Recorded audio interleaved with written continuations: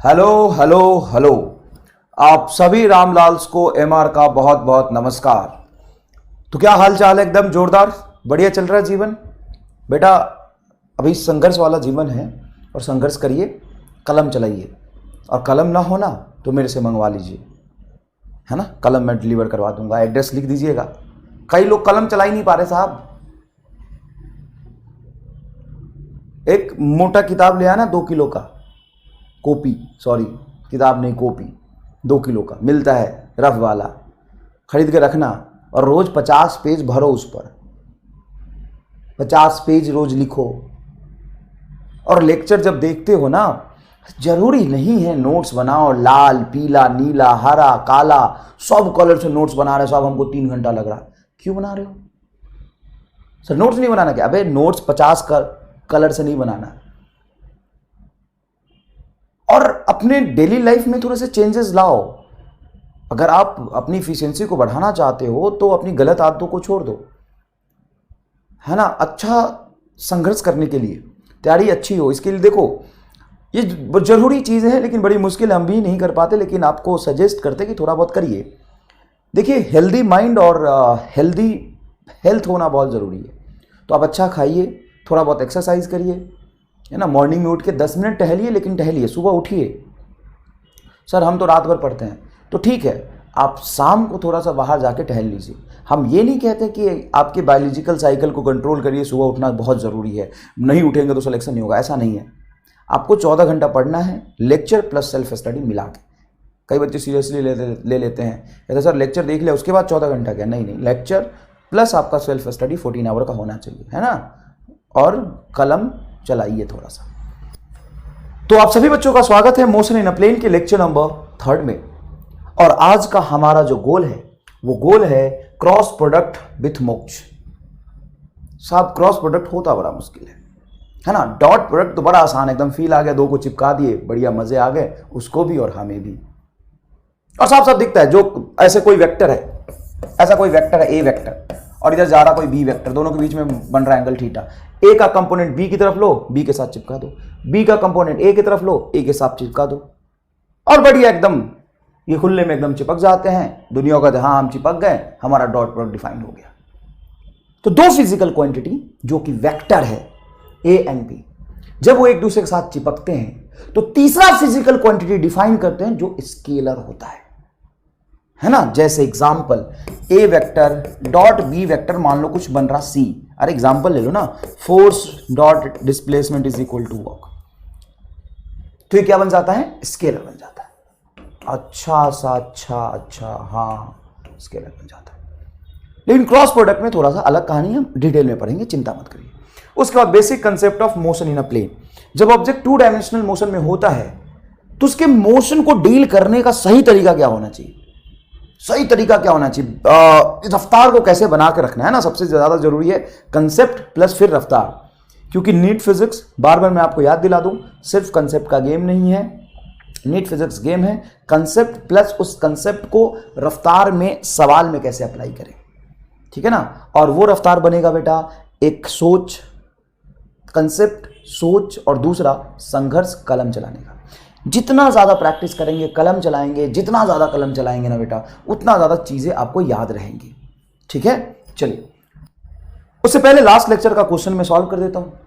Initial velocity object का था 20 metre per second in north. North को आप जे कैप बोलेंगे तो साउथ हो जाता है बेटा माइनस जे कैप, ये मैंने बता दिया था।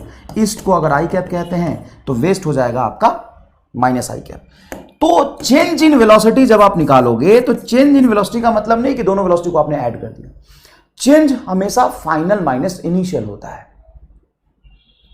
मान ले कल तुम्हारे पास 10 रुपए थे, एकदम भिखारी टाइप आदमी हो, और आज कितने सर? 10 रुपए। बताओ चेंज कितने हो? तो 0। अरे नहीं सर 10 रुपए हैं, और कल भी 10 थे, आज भी 10 है, तो 10 + 10 सर 20 हो गए। अरे लाला, मैं कितना तेरे पास है और कितना जोड़ के होगा मैं नहीं पूछ रहा, मैं पूछ रहा हूं कि कल से आज में चेंज कितना हुआ, परिवर्तन कितना हुआ। तो कल तुम्हारे पास 10 था और आज तुम्हारे पास 10 है, तो चेंज 0 हुआ। Change in force, final force minus initial force, change in momentum, final momentum minus initial momentum, change in energy, final energy minus initial energy, change in velocity, final velocity minus initial velocity. फटाफट final velocity बताइए क्या है sir? -20 आई cap. क्यों? क्योंकि 20 metre per second best है, minus इस फॉर्मूले का, और इनिशियल वेलोसिटी था आपका 20 जे कैप। एक कोई बच्ची थी बेचारी सिमरन और आकांक्षा भारती, बेटा संघर्ष करो, है ना, और घर वालों से रिश्ता तोड़ दिया कि अभी भी है। अच्छा तो नहीं कि घर वाले बर्तन वर्तन मंजवाते हैं, झाड़ू पोछा लगवाते हैं। सर आप कैसे ऐसी बातें क्यों कर रहे हो? सर घर का काम अच्छा करना अच्छी बात है, घर वालों की मदद करना। बेटा अभी अगर घर वालों की मदद करोगे ना तो बाद में भविष्य झाड़ू पोछा में रह जाएगा। रिश्ता तोड़ नहीं दिया है तो तोड़ लो और संघर्ष करो, समझ गए? सुनो, तुमने 20-20 40 कैसे लिख दिया?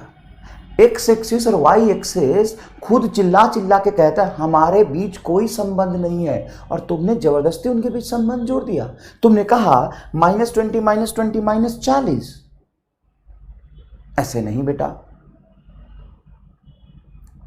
ये कहता है कि मेरा काम अलग है, मेरी वेलोसिटी को मैं ही चेंज, मेरा ही एक्सीलरेशन चेंज करेगा, मेरे वेलोसिटी की वजह से मेरी तरफ डिस्प्लेसमेंट होगा, मैं अपना संभालने में लगा, तू अपना देख ले। सिंपल सा कंसेप्ट है। इस आई को जे को इस तरीके से नहीं जोड़ सकते। सर आपने मैग्नीट्यूड निकालना सिखाया तो था सर, मैग्नीट्यूड निकालेंगे तो ith कंपोनेंट, जैसे ये -20 का होल स्क्वायर प्लस इस -20 का होल स्क्वायर, ऐसे करते हैं बेटा। तो ये सॉल्व करके आ जाएगा 20√2, और डायरेक्शन देखेंगे तो -i -j पीछे, -j नीचे, मतलब साउथ वेस्ट। 90% नहीं, 99 भी नहीं, 99.99% बच्चों ने इसको सही सॉल्व किया है। बहुत बहुत आपको बधाई, आपने सही सॉल्व किया है, और अच्छी बात है, ये कर लेना चाहिए। चलिए आज के गोल की तरफ बढ़ते हैं। और क्रॉस प्रोडक्ट क्या होता है वो इंपॉर्टेंट नहीं है, क्रॉस प्रोडक्ट का यूज फिजिक्स में कहां होता है वो सीखना इंपॉर्टेंट है। तो क्रॉस प्रोडक्ट पढ़ाने से पहले मैं थोड़ा सा फिजिक्स में आपको लेके चलता हूं, घबराइएगा नहीं बेटा, आपको याद नहीं भी है तो भी कोई दिक्कत नहीं है। Charge particle in a magnetic field, ये मैंने मैग्नेटिक फील्ड बना लिया। किधर है magnetic field? Sir x axis की तरफ है, तो इसको ऐसे लिख सकता हूं, magnetic field B0 x axis की तरफ है, मतलब आई कैप। और एक चार्ज Q1 को मैंने v वेलोसिटी से मैग्नेटिक फील्ड के पैरेलल फेंक दिया। यूं कहूं कि वेलोसिटी भी एक्स एक्सिस की तरफ है, मैग्नेटिक फील्ड भी एक्स एक्सिस की तरफ है, तो बढ़िया, दोनों को मौका मिला है चिपकने का। लेकिन साहब दुनिया में सब लोग एक तरह के थोड़ी ना होते हैं। कई बार जो दिखता है वैसा होता है, और कई बार जो दिखता है वैसा होता नहीं है, होता कुछ और है। डॉट प्रोडक्ट बड़ा सिंपल है, आसानी से कहता है हाँ मैं चिपक रहा हूं, चिपका दे मुझे, बात खत्म। मेरा कंपोनेंट बी का कंपोनेंट ले ले, बी कहता है मेरा कंपोनेंट ए की तरफ लो और दोनों को चिपका दो, डॉट प्रोडक्ट हो जाएगा। तो फिजिक्स में दो फिजिकल क्वांटिटी, दो वेक्टर फिजिकल क्वांटिटी जब चिपकते हैं एक दूसरे से तो तीसरा कोई फिजिकल क्वांटिटी बनता है। ठीक इसी तरीके से जैसा मैंने यहां बताया, वर्क बना, मैग्नेटिक फ्लक्स बना। लेकिन कई बार फिजिक्स में ऐसा होता है कि तुम देखते हो कि वो चिपक रहे हैं, लेकिन असल में वो चिपक नहीं रहे होते। इस चार्ज पार्टिकल के मोशन की वजह से ये मैग्नेटिक फील्ड इस पे फोर्स नहीं लगाता। मैग्नेटिक फील्ड कहता है फोर्स ऑन Q1 कि वो चार्ज पार्टिकल जो रेस्ट में हो, या वो चार्ज पार्टिकल जो मेरे डायरेक्शन में मेरे पैरेलल चल रहा हो, उसमें मुझे इंटरेस्ट ही नहीं आता। इंटरेस्ट ही नहीं है। सबका पसंद अलग अलग है साहब, जरूर थोड़ी नहीं कि जो जिसके तरफ उसी में इंटरेस्ट है। इंटरेस्ट ही नहीं आता, मैं इसके साथ चिपकूंगा ही, कोई मतलब नहीं, मेरा तुम्हारा कोई रिश्ता नहीं। अब यहां पे अगर कोई चार्ज पार्टिकल Q2 को v वेलोसिटी से एग्जैक्टली y एक्सिस में, मतलब मैग्नेटिक फील्ड के परपेंडिकुलर, देखो मैग्नेटिक फील्ड x में और परपेंडिकुलर 90 डिग्री पे प्रोजेक्ट कर दिया, तो मैग्नेटिक फील्ड कहता हाँ हाँ हाँ अब मैं लगाऊंगा, अब मैं लगाऊंगा, अब मैं इस पे फोर्स लगाऊंगा। मतलब मैग्नेटिक फील्ड और वेलोसिटी जब परपेंडिकुलर होते हैं तभी असल में एक दूसरे से ये चिपकते हैं। मतलब लोग दुनिया को पता ही नहीं लगने देते कि वो असल में चिपक रहे हैं। दुनिया को लगता है ऐसे हैं, लेकिन असल में वो चिपक रहे होते हैं, और फोर्स ये डिफाइन होता है। तो जरूरी नहीं कि पूरे फिजिक्स में जो असल में चिपक रहे हो वहीं से तीसरा, दो फिजिकल क्वांटिटी जो चिपक रहे हो वहीं से तीसरा फिजिकल क्वांटिटी भी। अलग अलग लोग, अलग अलग फिजिकल क्वांटिटी, अलग अलग पसंद, अलग अलग चॉइस। तो क्रॉस प्रोडक्ट का चॉइस क्या होता है? परपेंडिकुलर कंपोनेंट लो और चिपका दो, अगर नहीं मिल रहा तो नहीं चिपकेंगे, रिजल्ट 0 आ जाएगा। वाह यार सर, बढ़िया चीज है। और जब दो फिजिकल क्वांटिटी वेक्टर वाला का परपेंडिकुलर कंपोनेंट चिपकता है तो उसको हम क्रॉस प्रोडक्ट कहते हैं, और उससे जो रिजल्ट मिलता है वो हमेशा वेक्टर ही मिलता है, स्केलर नहीं मिल सकता। हमेशा क्या मिलता है? वेक्टर ही मिलता है। एक और एग्जांपल आपको रोटेशन से देता हूं, फील करिएगा, मजा आ जाएगा एकदम, है ना। जो मैथमेटिक्स में आप पढ़ेंगे और फिजिक्स में कहां हो रहा है एग्जैक्टली आपको दिख जाएगा। मान लीजिए नट है, नट, हाँ सर ये नट है, बढ़िया लग रहा है सर, यहां से ये घूम सकता है, ये इसका एक्सिस ऑफ रोटेशन है, axis of rotation. Okay sir, ऐसे ऐसे घूम सकता है, नट है ना ये। और ये मैंने लाया पाना, रिंच बोल दो, रिंच अलग अलग जगह पे अलग अलग नाम होता है इसका। मुझे इसको खोलना है। रामलाल कहता है कि सर मेरा वाला रिंच ना टूटा हुआ है, छोटा सा है मेरा वाला, इससे घूम जाएगा। सर मेरा थोड़ा छोटा है रिंच, इससे घूम जाएगा। नहीं बेटा, इसको घुमाना उतना ही आसान होगा जितना तुम्हारा रिंच बड़ा होगा। अच्छा, मतलब इस नट को इस एक्सिस से घुमाने के लिए मैं जितना ज़्यादा दूर जाके इस पे फोर्स लगाऊंगा, ध्यान से देखिएगा, जितना ज़्यादा दूर जाके इस पे मैं फोर्स लगाऊंगा, जितना ज़्यादा दूर जाके मैं इस पे फोर्स लगाऊंगा उतना आसान होगा। और जो इसको घुमाता है उसको हम कहते हैं रोटेशनल इफेक्ट पैदा किया, रोटेशनल इफेक्ट। और उस रोटेशनल इफेक्ट पैदा करने वाले फिजिकल क्वांटिटी का नाम होता है torque. Torque is directly proportional to R. मतलब आर ये है बेटा, आर ये देखिएगा ध्यान से, मैं आर बताता हूं क्या है। ये आर है, आर मतलब वो पॉइंट जहां पे जाके मैं फोर्स लगा रहा हूं, ये आर है। इसको बोलते हैं बेटा हम आर, इसको बोलते हैं हम आर। और अगर मैं फोर्स इधर ही लगा दूं तो क्या ये नट खुल जाएगा? है ना, ये देखो ना, ये तुम्हारा बढ़िया पाना है और जिस पॉइंट पे मैं फोर्स लगा रहा हूं ना उसका पोजीशन वेक्टर आ रहा होगा। और यहां से पकड़ के मैंने, ये नट है, नट में पाना फिक्स किया और पकड़ के ऐसे खींच दिया, तो सर ऐसे खींचोगे तो खुलेगा नहीं, पाना तो बाहर निकल जाएगा। मतलब अगर ये पोजीशन वेक्टर जिस पॉइंट पे मैं फोर्स लगा रहा हूं और ये फोर्स पैरेलल हो गया तो इसको घुमा नहीं पाएगा ना। और इसको घुमाना उतना ही आसान होगा जितना फोर्स इस डायरेक्शन में लग रहा होगा। तो सर अगर मैं फोर्स इधर लगा दूं थीटा एंगल पे, तो ये फोर्स हो जाएगा एफ का ये कंपोनेंट, एफ कॉस थीटा जो आर के पैरेलल है, ये इसको घुमा नहीं सकता, एफ साइन थीटा। मतलब कब घुमाना आसान होगा? जब फोर्स और पोजीशन वेक्टर एक दूसरे के परपेंडिकुलर हो, मतलब एफ साइन थीटा इसको घुमा पाएगा। तो एफ साइन थीटा फोर्स का कौन सा कंपोनेंट है? फोर्स का वो कंपोनेंट है जो पहला वेक्टर आर से परपेंडिकुलर है, आर से परपेंडिकुलर है। तो इस तरह का देखो, पहले क्रॉस प्रोडक्ट आया कि पहले फिजिक्स में ये प्रॉब्लम और ये कंसेप्ट आया? पहले फिजिक्स में ये कंसेप्ट्स आए। ऐसा नहीं है कि पहले क्रॉस प्रोडक्ट किसी ने सोचा कि मैं ऐसा वेक्टर को ऐसा लेता हूं और ऐसा कर देता हूं और ये क्रॉस प्रोडक्ट हो जाएगा, नहीं। ऐसे अपने आप कैसे सोच लिया बे? तुमने पढ़ा है ना, आवश्यकता ही आविष्कार की जननी है। जब ये फिजिक्स में ऐसा हो रहा था कि जो दिख रहा था वो चिपक ही नहीं रहा था और परपेंडिकुलर लेके चिपका रहा था बार बार, है ना, गेम खेल रहा था फिजिक्सिस्ट के साथ। पहले तो देखो वर्क चीजें पहले आ गई, तो पूरे साइंटिस्ट को ऐसा लगता था कि दो फिजिकल क्वांटिटी को जब एक दूसरे की तरफ रख देंगे, चिपका देंगे, तो तीसरा फिजिकल क्वांटिटी डिफाइन करेगा। तो और आसान है फिजिक्स। लेकिन फिजिक्स इतना आसान भी नहीं है, और समस्या तुम्हें आज नहीं हो रही। साइंटिस्ट लोगों के दिमाग में भी बहुत संघर्ष चलता था, बहुत समस्याएं उनको भी होती थी। हम भी बहुत संघर्ष करके ही फिजिक्स सीखे हैं, हम भी बहुत संघर्ष करके फिजिक्स सीखे और आप सीख गए।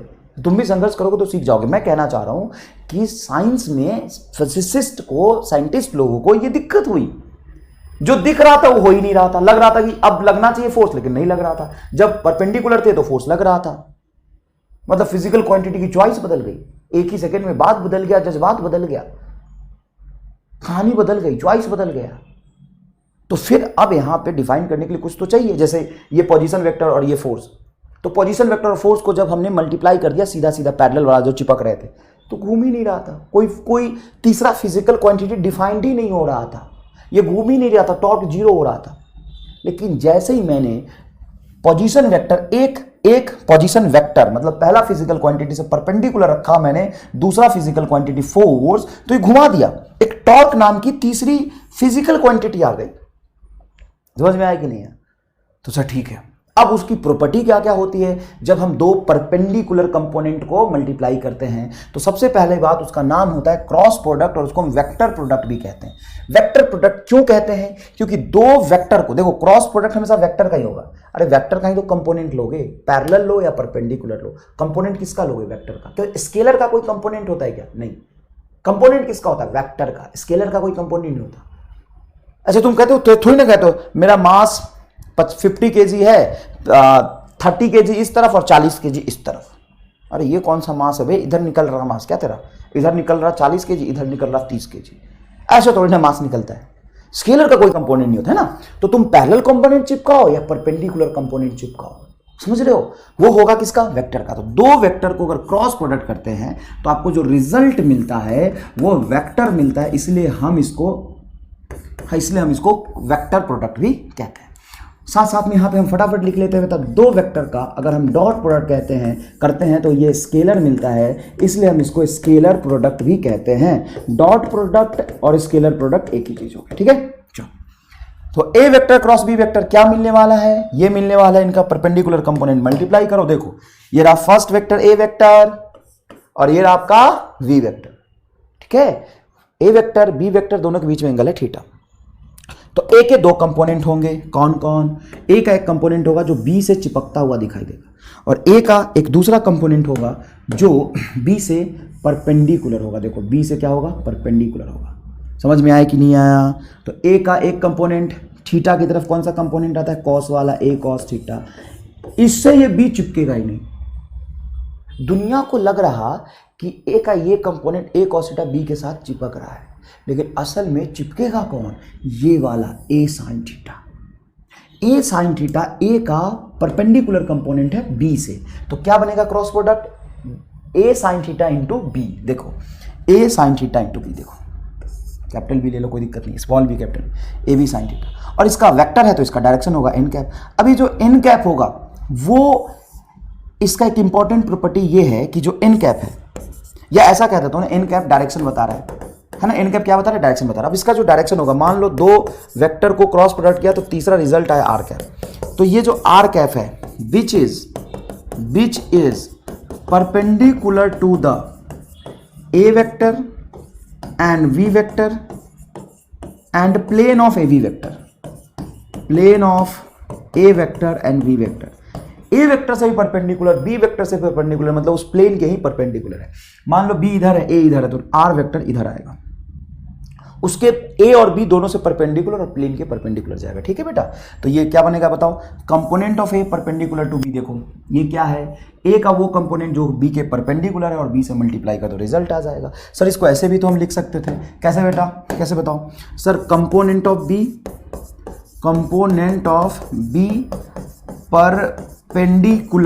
Perpendicular to A into A. B का वो कंपोनेंट जो ए से परपेंडिकुलर है उसको लेके इसके साथ चिपका दो, बात खत्म। तो ये क्रॉस प्रोडक्ट का रिजल्ट है।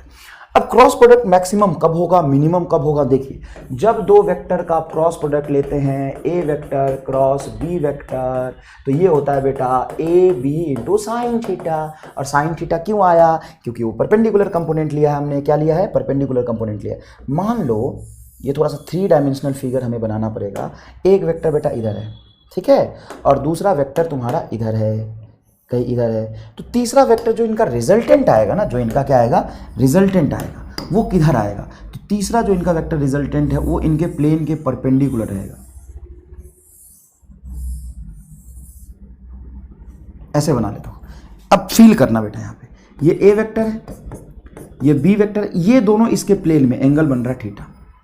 और ये जो आर वेक्टर है, शायद तुम फील कर पा रहे हो, देखना दूर से देखोगे तो ज्यादा फील करेगा, नहीं फील आया ना तो दूर कर दो मोबाइल, तो फील आ जाएगा। देखो ये ना ए वेक्टर बी वेक्टर मैंने इस प्लेन में बनाया है, और इनका जो रिजल्टेंट है ना वो ए से 90 डिग्री बना रहा है और बी से भी 90 डिग्री बना रहा है। अरे ए बी से 90 डिग्री इसलिए बना रहा है बेटा कि ए इधर है, देखो इधर है, बी इधर है, और रिजल्टेंट एकदम परपेंडिकुलर है। सर आपको कैसे पता ये परपेंडिकुलर होगा? अरे भाई फिजिक्स में ऐसा हो रहा था, तो उसके लिए हमने मैथमेटिक्स डिफाइन किया यहाँ पे कि जब दो वेक्टर का क्रॉस प्रोडक्ट करते हैं तो रिजल्टेंट जो होता है हमेशा ए और बी दोनों से परपेंडिकुलर आता है। अगर मान लो उनके बीच का एंगल 0 डिग्री है तो क्या होगा? Theta is the angle between A and B. Theta is nothing but angle between A vector and B vector and theta is 0। If theta is 0 then R is equal to A vector cross B vector क्या हो जाएगा? 0। मतलब इनका product defined ही नहीं होगा क्योंकि parallel हो गए। ऐसा है, मान लो एक वेक्टर है ए वेक्टर और ये बी वेक्टर, तो इनका क्रॉस प्रोडक्ट क्या हो जाएगा? 0।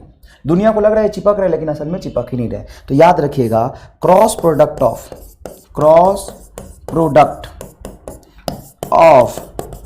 To parallel vector must be 0। और कितना आसान है याद रखना, कि डॉट प्रोडक्ट में परपेंडिकुलर 0 हो जाएगा, क्रॉस प्रोडक्ट में पैरेलल 0 हो जाएगा, क्योंकि क्रॉस प्रोडक्ट में आता है साइन थीटा और साइन 0 होता है, और डॉट प्रोडक्ट में आता है कॉस थीटा और कॉस 90 0 होता है। कॉस 90 0 होता है। समझ आया कि नहीं आया? ओके। अगर थीटा 90 डिग्री है तो इनका जो क्रॉस प्रोडक्ट का मैग्नीट्यूड होगा बेटा वो मैक्सिमम होगा और वो होगा आपका ए बी। बहुत आसान है। अच्छा सर, अगर थीटा 180 डिग्री है तो 180 डिग्री है तो भी क्रॉस प्रोडक्ट 0 होगा। क्यों? क्योंकि साइन 180 डिग्री भी 0 होता है। साइन 0 रखो या 180 डिग्री रखो, साइन क्या हो जाता है? 0 हो जाता है। अब ध्यान से देखिएगा, एक्स एक्सिस का डायरेक्शन वेक्टर होता है आई कैप, यस होता है। वाई एक्सिस का होता है जे कैप, यस होता है। और जेड एक्सिस का होता है बेटा के कैप। अब अगर मैं आपको आई वेक्टर का क्रॉस प्रोडक्ट आई वेक्टर के साथ करूं, I is a vector, in fact it is unit vector, वो है तो वेक्टर ही ना, एक बच्चा कहता है सर ये बोतल में क्या रखते हो? पानी बेटा, पानी, और क्या रखूंगा? बोतल में क्या रखते हो साहब? फिजिक्स समझ नहीं आ रही, बोतल में क्या रखते हो?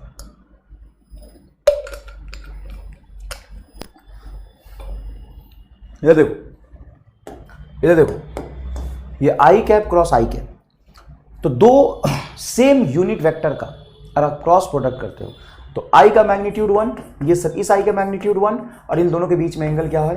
0 डिग्री, तो साइन 0 क्या हो जाता है? 0। तो I cross I 0, J cross J 0 and K cross K 0। मतलब सेम का अगर अपन डॉट प्रोडक्ट लेते थे, याद करिए आई डॉट आई तो 1 होता था, आई डॉट जे 1 होता था, J dot J oh sir blunder I sorry J dot J 1 है, के डॉट के 1 है, ठीक है ना बेटा? के डॉट के क्या होता था? 1। अब यहां पे अगर मैं डॉट प्रोडक्ट लेता हूं आई के साथ तो 1 आता है, लेकिन क्रॉस प्रोडक्ट लेता हूं आई क्रॉस आई तो 0, क्योंकि क्रॉस प्रोडक्ट में क्या आता है बेटा? साइन थीटा, और आई के बीच में एंगल क्या होगा? 0 डिग्री, साइन 0 हो जाता है। अब यहां पे जब आप क्रॉस प्रोडक्ट करेंगे डिफरेंट यूनिट वेक्टर का आई क्रॉस जे, तो आई क्रॉस जे क्या हो गया? आई को जे से क्रॉस कर रहे हैं, तो अगर आप एंटी क्लॉकवाइज डायरेक्शन में जाएंगे, कहां जाएंगे? एंटी क्लॉकवाइज डायरेक्शन में, है ना? तो जो इनका रिजल्ट आएगा वो आई में नहीं होगा, क्योंकि क्रॉस प्रोडक्ट का जो रिजल्ट आता है वो दोनों क्रॉस प्रोडक्ट होने वाले वेक्टर के परपेंडिकुलर आता है। आपने क्रॉस प्रोडक्ट किया है आई और जे का, तो रिजल्ट आई में नहीं होगा, जे में नहीं होगा सर, नहीं होगा। बचा हुआ कौन? के, तो के में होगा। अगर आप anti clockwise direction clockwise direction में जा रहे हैं, ये क्लॉकवाइज हो ना, घड़ी ऐसे चलती है, क्लॉकवाइज डायरेक्शन में जा रहे हैं तो रिजल्ट प्लस आएगा, के आएगा। और तीसरा ही आना है, बताइए फटाफट, जे क्रॉस के क्या होगा? सर जे क्रॉस के आई होगा, देखिए जे से के की तरफ जा रहे हैं। और के क्रॉस आई क्या होगा? सर के क्रॉस आई क्या होगा? जे होगा। अच्छा सर, अगर ऐसे निकालें जे क्रॉस आई तो जे क्रॉस आई हो जाएगा आपका माइनस के। क्यों? क्योंकि जे से आई की तरफ जा रहा है, एंटी क्लॉकवाइज जाएंगे तो माइनस होगा, जैसे इधर आ रहा है तो ये एंटी क्लॉकवाइज बना बेटा, घड़ी से उल्टा। तो आई क्रॉस के क्या होगा? आई क्रॉस के आपका होगा माइनस जी। तो जब भी आप क्रॉस प्रोडक्ट करेंगे तो इसमें एरर होने के चांसेस होते हैं। क्यों होते हैं एरर होने के चांसेस? फिर हमें आई जे के क्रॉस लिखना होता है तो बगल में हम यहाँ पे घड़ी बना लेते हैं और इससे फिर देखते हैं, ठीक है ना? ये है पूरी मजदूरी। सर हर जगह किताबों में यही पढ़ाया गया है, बिल्कुल पढ़ाया गया है, लेकिन आपको हम सिखाएंगे एक छोटा सा सोच, कंसेप्ट, एक छोटा कंसेप्ट है। ये कोई एकदम बेसिक है बेटा, तुम गलत डायरेक्शन में जा रहे हो, बुद्धि है नहीं, एकदम दिमाग से पैदल विद्यार्थियों के लिए बनाया ये। दिमाग से पैदल विद्यार्थियों के लिए एक छोटा सा सोच, जिसको हमने नाम दे दिया बस MRS, और कोई खास बात नहीं है, एक छोटा सा सोच है। सर वो बिना क्लॉक एंटी क्लॉक देखे आप आंसर बता दोगे? हाँ। कभी गलत होने के चांसेस 0%, गलत हो ही नहीं सकता है। एकदम दिमाग से पैदल विद्यार्थियों के लिए बना है। मैं भी पहले ऐसे ही करता था और पढ़ाता भी ऐसे ही था, तो बच्चा बार बार गलती करता था और मैं भी अटक जाता था कई बार। तो अब सुनो ध्यान से, देखो असल में आई कैप क्रॉस जे कैप बराबर के कैप होता क्या है कि ये ना एक सिस्टमैटिक ऑर्डर में चलता है ना। सिस्टमैटिक ऑर्डर कहने का मतलब है कि पहले आई आया, फिर जे आया, फिर के आया, यस सर, फिर के आया, फिर के बाद आई आएगा, आई के बाद जे आएगा, जे के बाद के आएगा। तो अगर ये सिस्टमैटिक ऑर्डर में चल रहा है एकदम, तो क्लॉकवाइज सिस्टमैटिक ऑर्डर में चल रहा तो प्लस आएगा, और कहीं वो ऑर्डर उल्टा हुआ तो माइनस आएगा। मेरे कहने का मतलब है कि आई जे के ऐसे पढ़ते हो ना, आई जे के, तो आई जे के का पैटर्न बन रहा तो प्लस, अगर आई जे के का पैटर्न नहीं बन रहा तो माइनस। सिर्फ ये देखना है। हाँ अभी मैं करके दिखाता हूं, सुनना। आई के बाद जे के बाद के तो प्लस आएगा। अब सुनो, जे आई बताओ क्या होगा। सुनो, जे आई तो उल्टा हो गया ना, आई जे के हमने पढ़ा, हमने क्या पढ़ा, आई जे के हमने ये पढ़ा है। आई के बाद जे, जे के बाद क्या आ रहा है, तो सिस्टमैटिक ऑर्डर में चल रहा है तो पॉजिटिव होगा, नहीं तो निगेटिव होगा। आई के बाद जे आ रहा, जे के बाद के आ रहा, के बाद और क्या आएगा, ऐसे ऐसे चलना चाहिए, ऐसे चलना चाहिए। देखो, आई के बाद जे के बाद के बाद आई के बाद जे के बाद के बाद के बाद आई, ऐसे ऐसे चलना चाहिए। देखो आई के बाद क्या होता है जे के बाद क्या होता है के बाद क्या होता है आई, है ना, के बाद आई आया ना, फिर देखो आई जे के ऐसे चलता है, ऐसे चलता रहेगा वैसे। देखो फिर आई के बाद जे के बाद के बाद आई जे के यही तो पढ़ा आपने। तो कहीं अगर इस ऑर्डर में चल रहा तो रिजल्ट पॉजिटिव, और उल्टा हुआ तो रिजल्ट नेगेटिव। अभी करके दिखाऊंगा ना तो मजा आ जाएगा, देखना।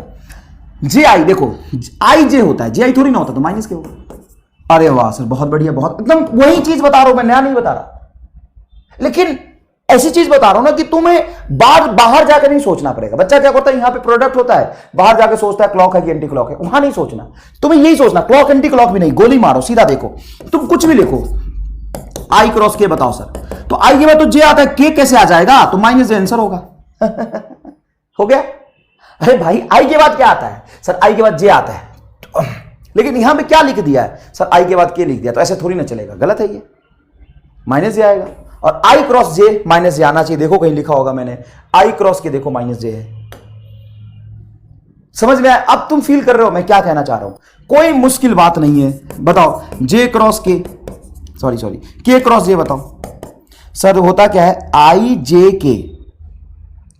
के बाद क्या आना चाहिए, आई जे के, ये के क्रॉस जे है मतलब माइनस आई होगा। बताओ आई क्रॉस के सर, आई के बाद जे आना चाहिए, के आ गया, आई क्रॉस के तो कराया भी है मैंने, आई क्रॉस जे, तो आई जे का के आएगा। अब तुम प्रोडक्ट करोगे ना तो तुम्हें बस ये सोचना है कि हमने पढ़ा है आई जे के, देखो आई जे के बाद फिर वाई से शुरू होगा, आई जे के। और ऐसा एक कंसेप्ट भी होता है, कंसेप्ट क्या होता है देखना, अगर मैंने कहीं लिखा है ए वेक्टर क्रॉस बी वेक्टर बराबर सी वेक्टर है ना, ए के बाद बी फिर बी के बाद सी। अब इसको साइक्लिक ऑर्डर में मैं पीछे भी ला सकता हूं, मैथमेटिक्स का कंसेप्ट है ये, सी को पीछे ले आऊं तो ऐसा भी लिख सकता हूं मैं, सी क्रॉस, सी को इधर ले आया मतलब इसको घुमा के यहां ले आया, इसको आगे शिफ्ट कर देता हूं, तो सी क्रॉस ए वेक्टर बराबर बी वेक्टर होगा, और एकदम सही है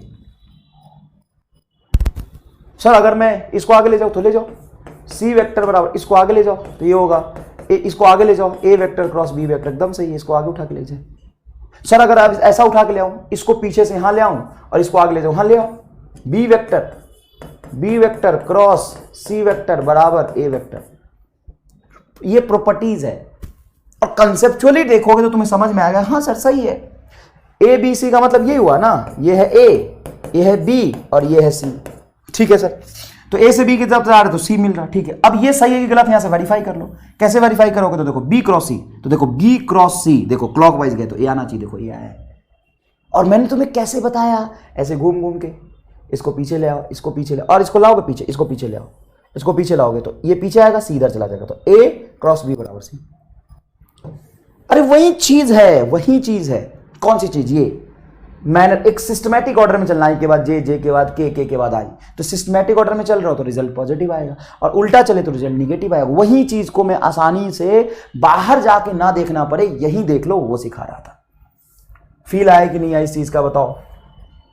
आराम से, आराम से, बड़े आराम से। MR स्टार का दूसरा नाम है बड़े आराम से। अब कुल लिखो, तुम्हें देखने की जरूरत नहीं पड़ेगी क्लॉकवाइज एंटी क्लॉकवाइज, लिखो ना, आई क्रॉस के, आई के बाद जे आना चाहिए, माइनस जे आएगा। होना क्या चाहिए था बताओ? होना क्या चाहिए था सर? होना ये चाहिए था, आई क्रॉस जे क्रॉस बराबर के होना चाहिए, आई क्रॉस जे बराबर के होता है। और देखो आई और जे का जो क्रॉस प्रोडक्ट होगा, आई और जे दोनों से परपेंडिकुलर होगा, इसलिए किया आता है।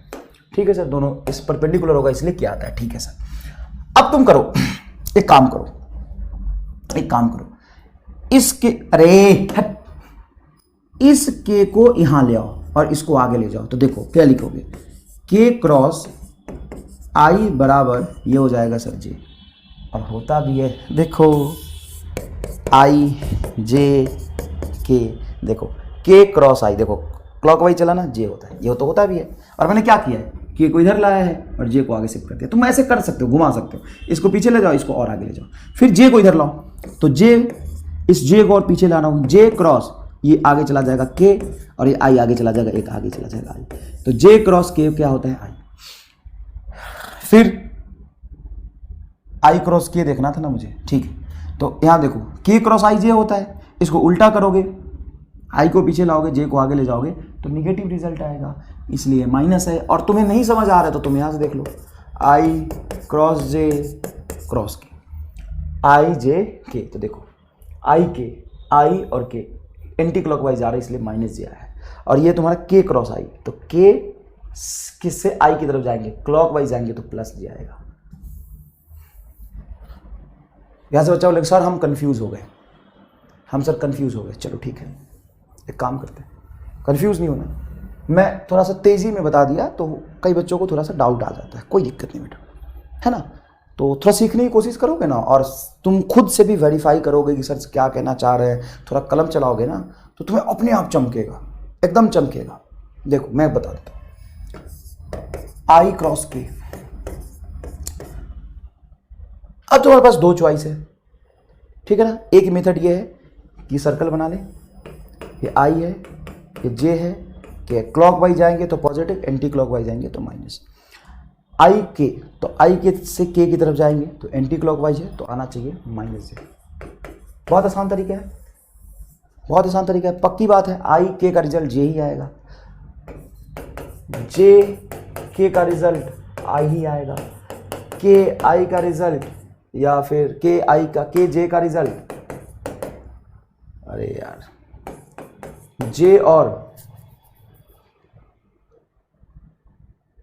के आई आएगा। तो पक्की बात है ना कि जिस दो का, तीन ही चीज है तुम्हारे पास आई जे के। अब मैं आसान बनाता हूं, देख तुम्हारे पास तीन ही चीज है आई जे के, तीन चीजों में से दो का प्रोडक्ट करोगे, हाँ तो तीसरा रिजल्ट होगा, तो आई के तो जे, जे के तो आई, और जे के तो आई। एक ही लिख दिया यार, आई लिख दो यहाँ पे, आई जे, हाँ तो क्या आएगा, है ना। देखो ना, जे आई तो के, जे के तो आई, और आई के तो जे, ये तीन लिख दिया। अब यहां पे देखो, अगर तुम क्लॉकवाइज जाओगे तो पॉजिटिव, एंटी क्लॉकवाइज जाओगे तो निगेटिव। एक तो तरीका ये है, और मैं तुम्हें क्या कह रहा हूं कि ये भी नहीं देखना, तुम्हें देखना है कि आई के बाद जे आता है, लेकिन यहां पे के आ गया है तो गलत हुआ है, उल्टा हो गया तो इसलिए फिर माइनस जे आएगा। बस मैं बस ये समझाना चाह रहा हूं। यहां पे अगर ऐसा होता ना, आई क्रॉस जे, तो हाँ ठीक है, आई जे के होता है तो ये सही है। बीच में भी ऑर्डर मिस हुआ ना, तुम्हें सिर्फ आई जे के देखना है, तो ये रिजल्ट देख लिख लो और आई जे के देख लो। जैसे देखो जे के आई, तो क्या ऐसा होता है जे के आई होता है, देखो तो, हाँ आई जे के, देखो आई के बाद जे आता है, जे के बाद के आता है, के बाद आई आता है, सही है, तो ये सही है, एकदम सही बैठेगा। ये देखो जे आई का के आएगा क्या, देखो नहीं, आई के बाद जे आता है, ये जे के बाद आई है तो गलत है, तो माइनस के आएगा। अब वेरीफाई कर लो, एकदम सही है, ठीक है बेटा। तो ये तरीका मैं आपको सिखा रहा था, बस आसान तरीका है, एकदम आसान तरीका है, खुद करोगे आ जाएगा। ऐसे लिखना, आई के बाद जे आना चाहिए, जे के बाद के आना चाहिए, अगर जे के बाद के है तो सही है, नहीं तो गलत हो जाएगा। मान लो यहाँ पे जे के बाद के है तो पक्की बात है ये आई आएगा, के बाद आई है तो ये जे आएगा, देखो ना, आई के बाद जे आ रहा तो पक्की बात पीछे क्या आ गया, एकदम सही है। तो तुम रिजल्ट पहले लिख लो फिर उसको वेरीफाई कर लो। चलो देखो, direction of A cross B is always perpendicular to the A and B. Direction of A cross B always perpendicular to the A and B, ये तो मैं सिखा ही रहा हूं। तो अब अगर आप ध्यान से देखें कि ए वेक्टर क्रॉस बी वेक्टर का आप डॉट प्रोडक्ट ले ए वेक्टर के साथ, तो ये क्या होगा?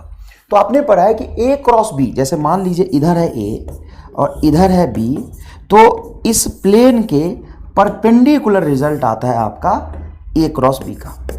ए क्रॉस बी इनसे परपेंडिकुलर होगा। अब इसका और इसमें एंगल देखेंगे तो 90 डिग्री। अगर इसका डॉट प्रोडक्ट लोगे तो रिजल्ट क्या आएगा? 0, क्योंकि डॉट प्रोडक्ट में क्या आता है? डॉट प्रोडक्ट में आता है कॉस थीटा और यहाँ पे एंगल है 90 डिग्री। कॉस 90 क्या हो जाएगा? 0, क्योंकि इसमें और इसमें एक दूसरे के बीच में कितने का एंगल है? 90 डिग्री का एंगल है। क्यों? क्योंकि ए से परपेंडिकुलर होगा ए क्रॉस बी। ए क्रॉस बी इधर होगा। ए क्रॉस बी का जो रिजल्ट है ए से परपेंडिकुलर होता है। एक और बहुत इंपॉर्टेंट कंसेप्ट है यहाँ पे कि मान लीजिए ए क्रॉस बी का आप डॉट प्रोडक्ट लेते हैं ए प्लस बी के साथ, तो रिजल्ट क्या आएगा? तो बेटा इसका रिजल्ट आएगा आपका 0। क्यों? क्योंकि मैंने बताया था ए प्लस बी मतलब ऐड करना, इनका रिजल्टेंट इसके प्लेन में होगा और ए क्रॉस बी इससे परपेंडिकुलर होता है। ए क्रॉस बी ए और बी से परपेंडिकुलर होता है। तो ये असल में इसके साथ कितने का एंगल बनाएगा? 90 डिग्री के साथ एंगल बनाएगा। और कोई भी दो परपेंडिकुलर वेक्टर का जब आप डॉट प्रोडक्ट लेंगे तो रिजल्ट क्या आएगा? 0। दूसरी बात, A cross B is not equal to B cross A. क्यों? डायरेक्शन अपोजिट हो जाएगा।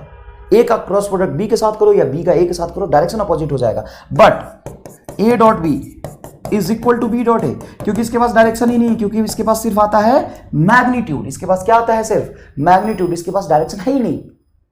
एकदम जोरदार फील आया कि नहीं है? अब इसके डायरेक्शन निकालने का एक और मेथड क्या? जो मेथड आई जे के कैप था वही मेथड है ना, वही मेथड। लेकिन कई बार क्या होता है कि आपको आई जे के कैप के टर्म्स में रिजल्ट नहीं दिया होता है। मैं ये क्यों बता रहा हूं? इसलिए बता रहा हूं कि कई बार जैसे आपको ऐसे बता देगा कि इधर है, अब ना तो ये ए है ना तो ये आई है ना तो ये जे है, सीधा ऐसे बता दिया ए वेक्टर इधर है और बी वेक्टर साहब इधर है। इस केस में क्या करेंगे? है एक दूसरे से 90 डिग्री पे या 90 डिग्री पे नहीं भी है तो भी कोई दिक्कत नहीं। इस केस में क्या करेंगे? तो इस केस के लिए आपने पढ़ा होगा ampere right hand rule, left hand thumb rule, right hand framing rule, बहुत सारे रूल होते हैं। और ये सारे रूल अगर आपने नोटिस किया होगा 11 12 में, थोड़ा भी नोटिस किया होगा, तो सारे रूल तभी आते हैं जब फॉर्मूले में क्रॉस प्रोडक्ट हो। याद करो, ये सारे रूल तभी आते हैं, बैट से वाट लॉ में क्रॉस प्रोडक्ट होता है। दो करंट कैरिंग वायर के बीच में फोर्स निकालोगे तो क्रॉस प्रोडक्ट आता है। चार्ज पार्टिकल फोर्स निकालोगे तो F is equal to Q, V vector cross B vector आता है। तो ये सारे फॉर्मूले जहां पे क्रॉस प्रोडक्ट आ जाए वहां पे बहुत सारे अलग अलग साइंटिस्ट लोगों ने मिलकर रूल बना दिया।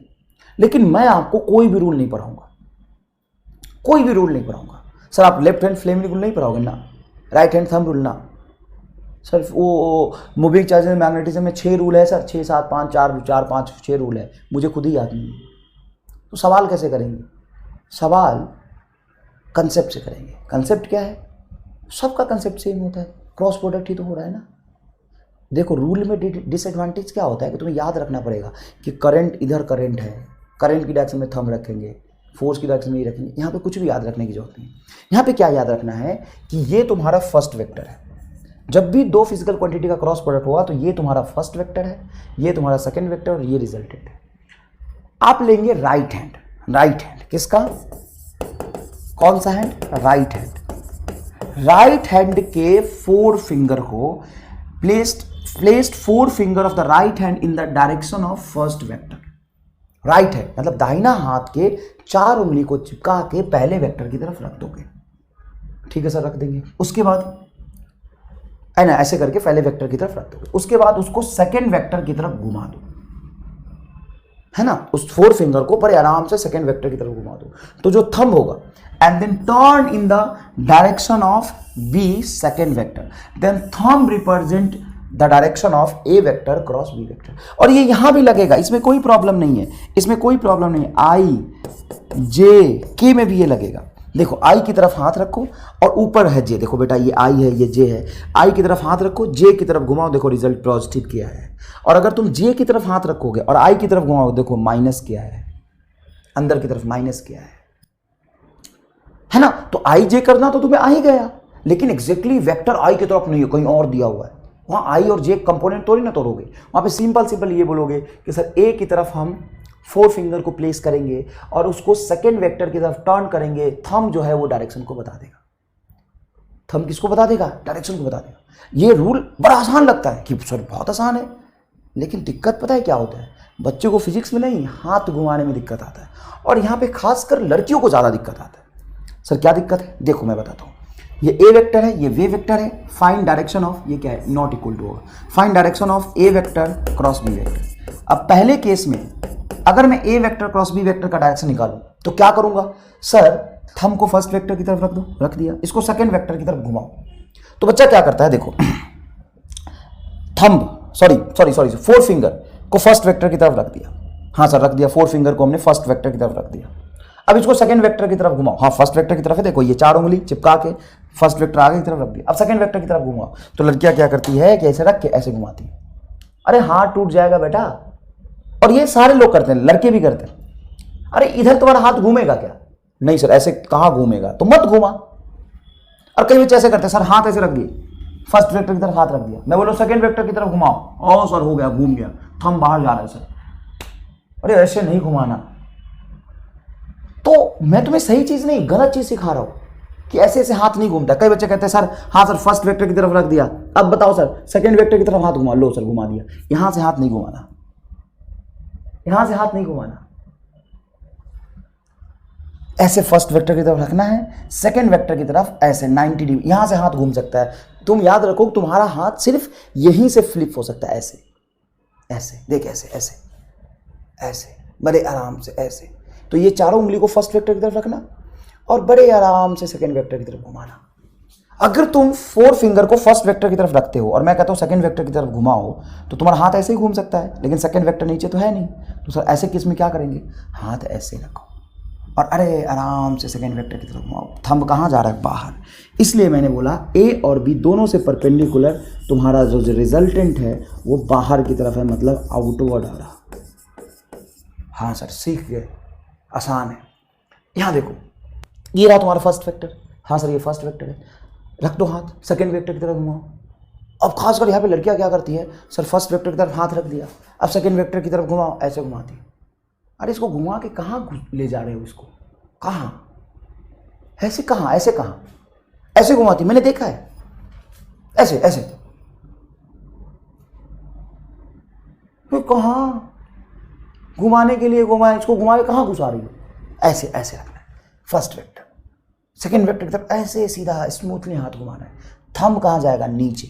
तो देखो फर्स्ट वेक्टर की तरफ हाथ रखा, सेकंड वेक्टर की तरफ घुमाएंगे तो रिजल्टेंट कहाँ जा रहा? इनवर्ड। कहाँ जा रहा? इनवर्ड।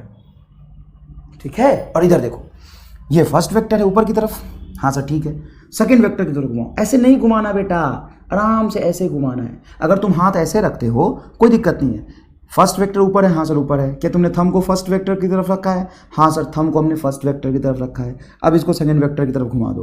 तो बच्चे घुमाते, अच्छा अच्छा ठीक है, लो सर घुमा दिया। ऐसे नहीं घुमाना, ऐसे यहाँ से ऐसे नहीं घुमाना हाथ। तो सर इधर कैसे घुमाएं? ऐसे रखो और ऐसे घुमाओ। हाँ सर अब आ गया। A vector cross B vector is equal to, जो आर वेक्टर है वो कहाँ आ रहा है? आउटवर्ड, आउटवर्ड आ रहा है। तो फील आ गया पूरा अच्छे तरीके से।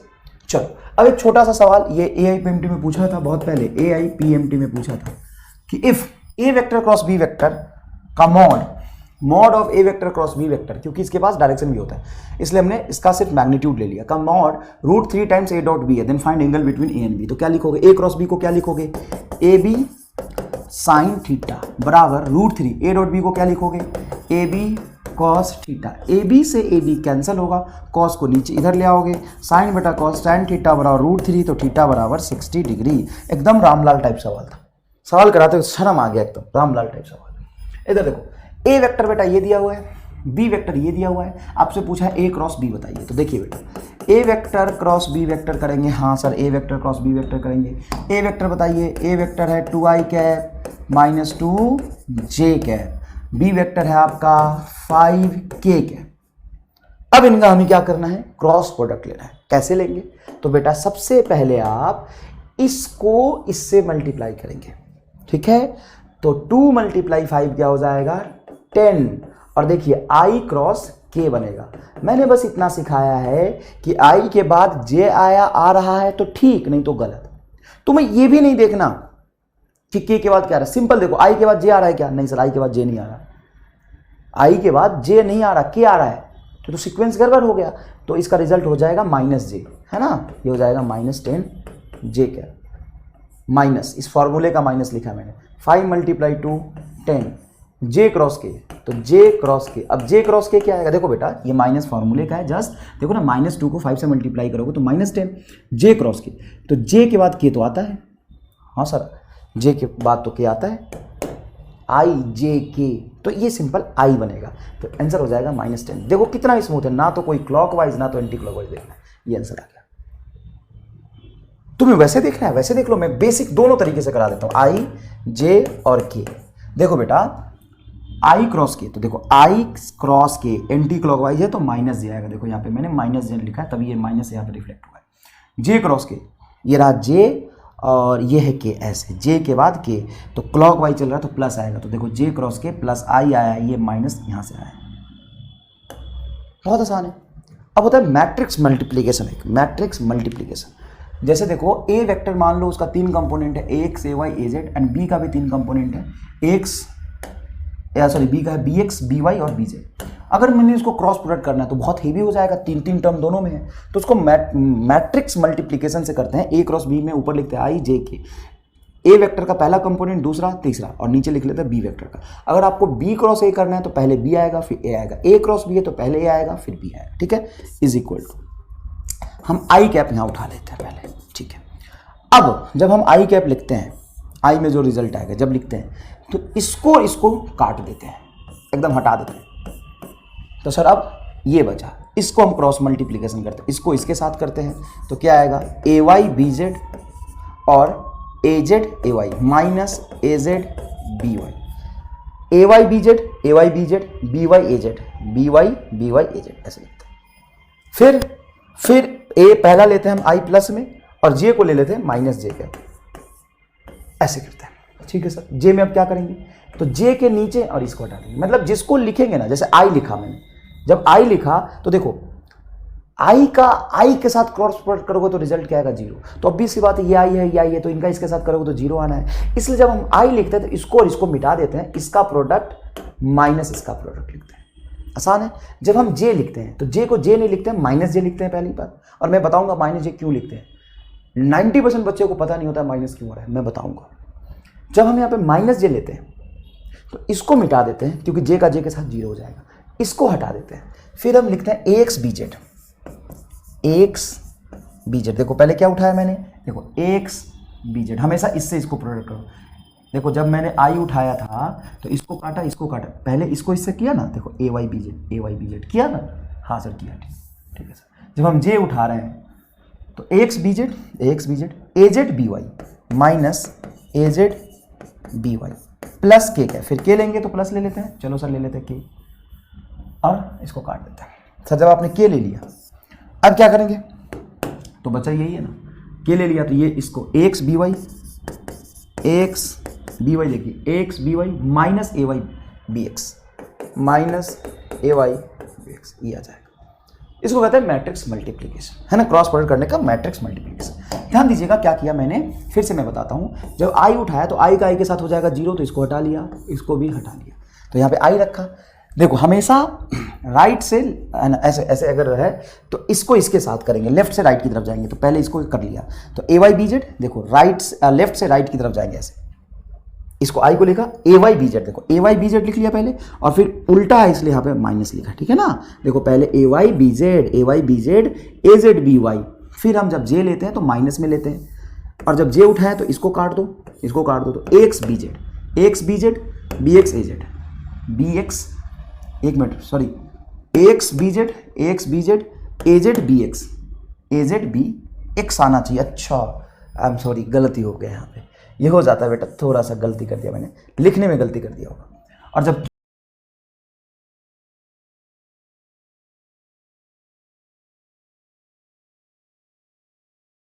वाई बी एक्स एकदम सही है, देखो ना, जब एक तुमने आई जे के, जब के लिया है तो के में जेड नहीं आना चाहिए। देखो एक्स वाई वाई एक्स है ना, कहाँ आ रहा है?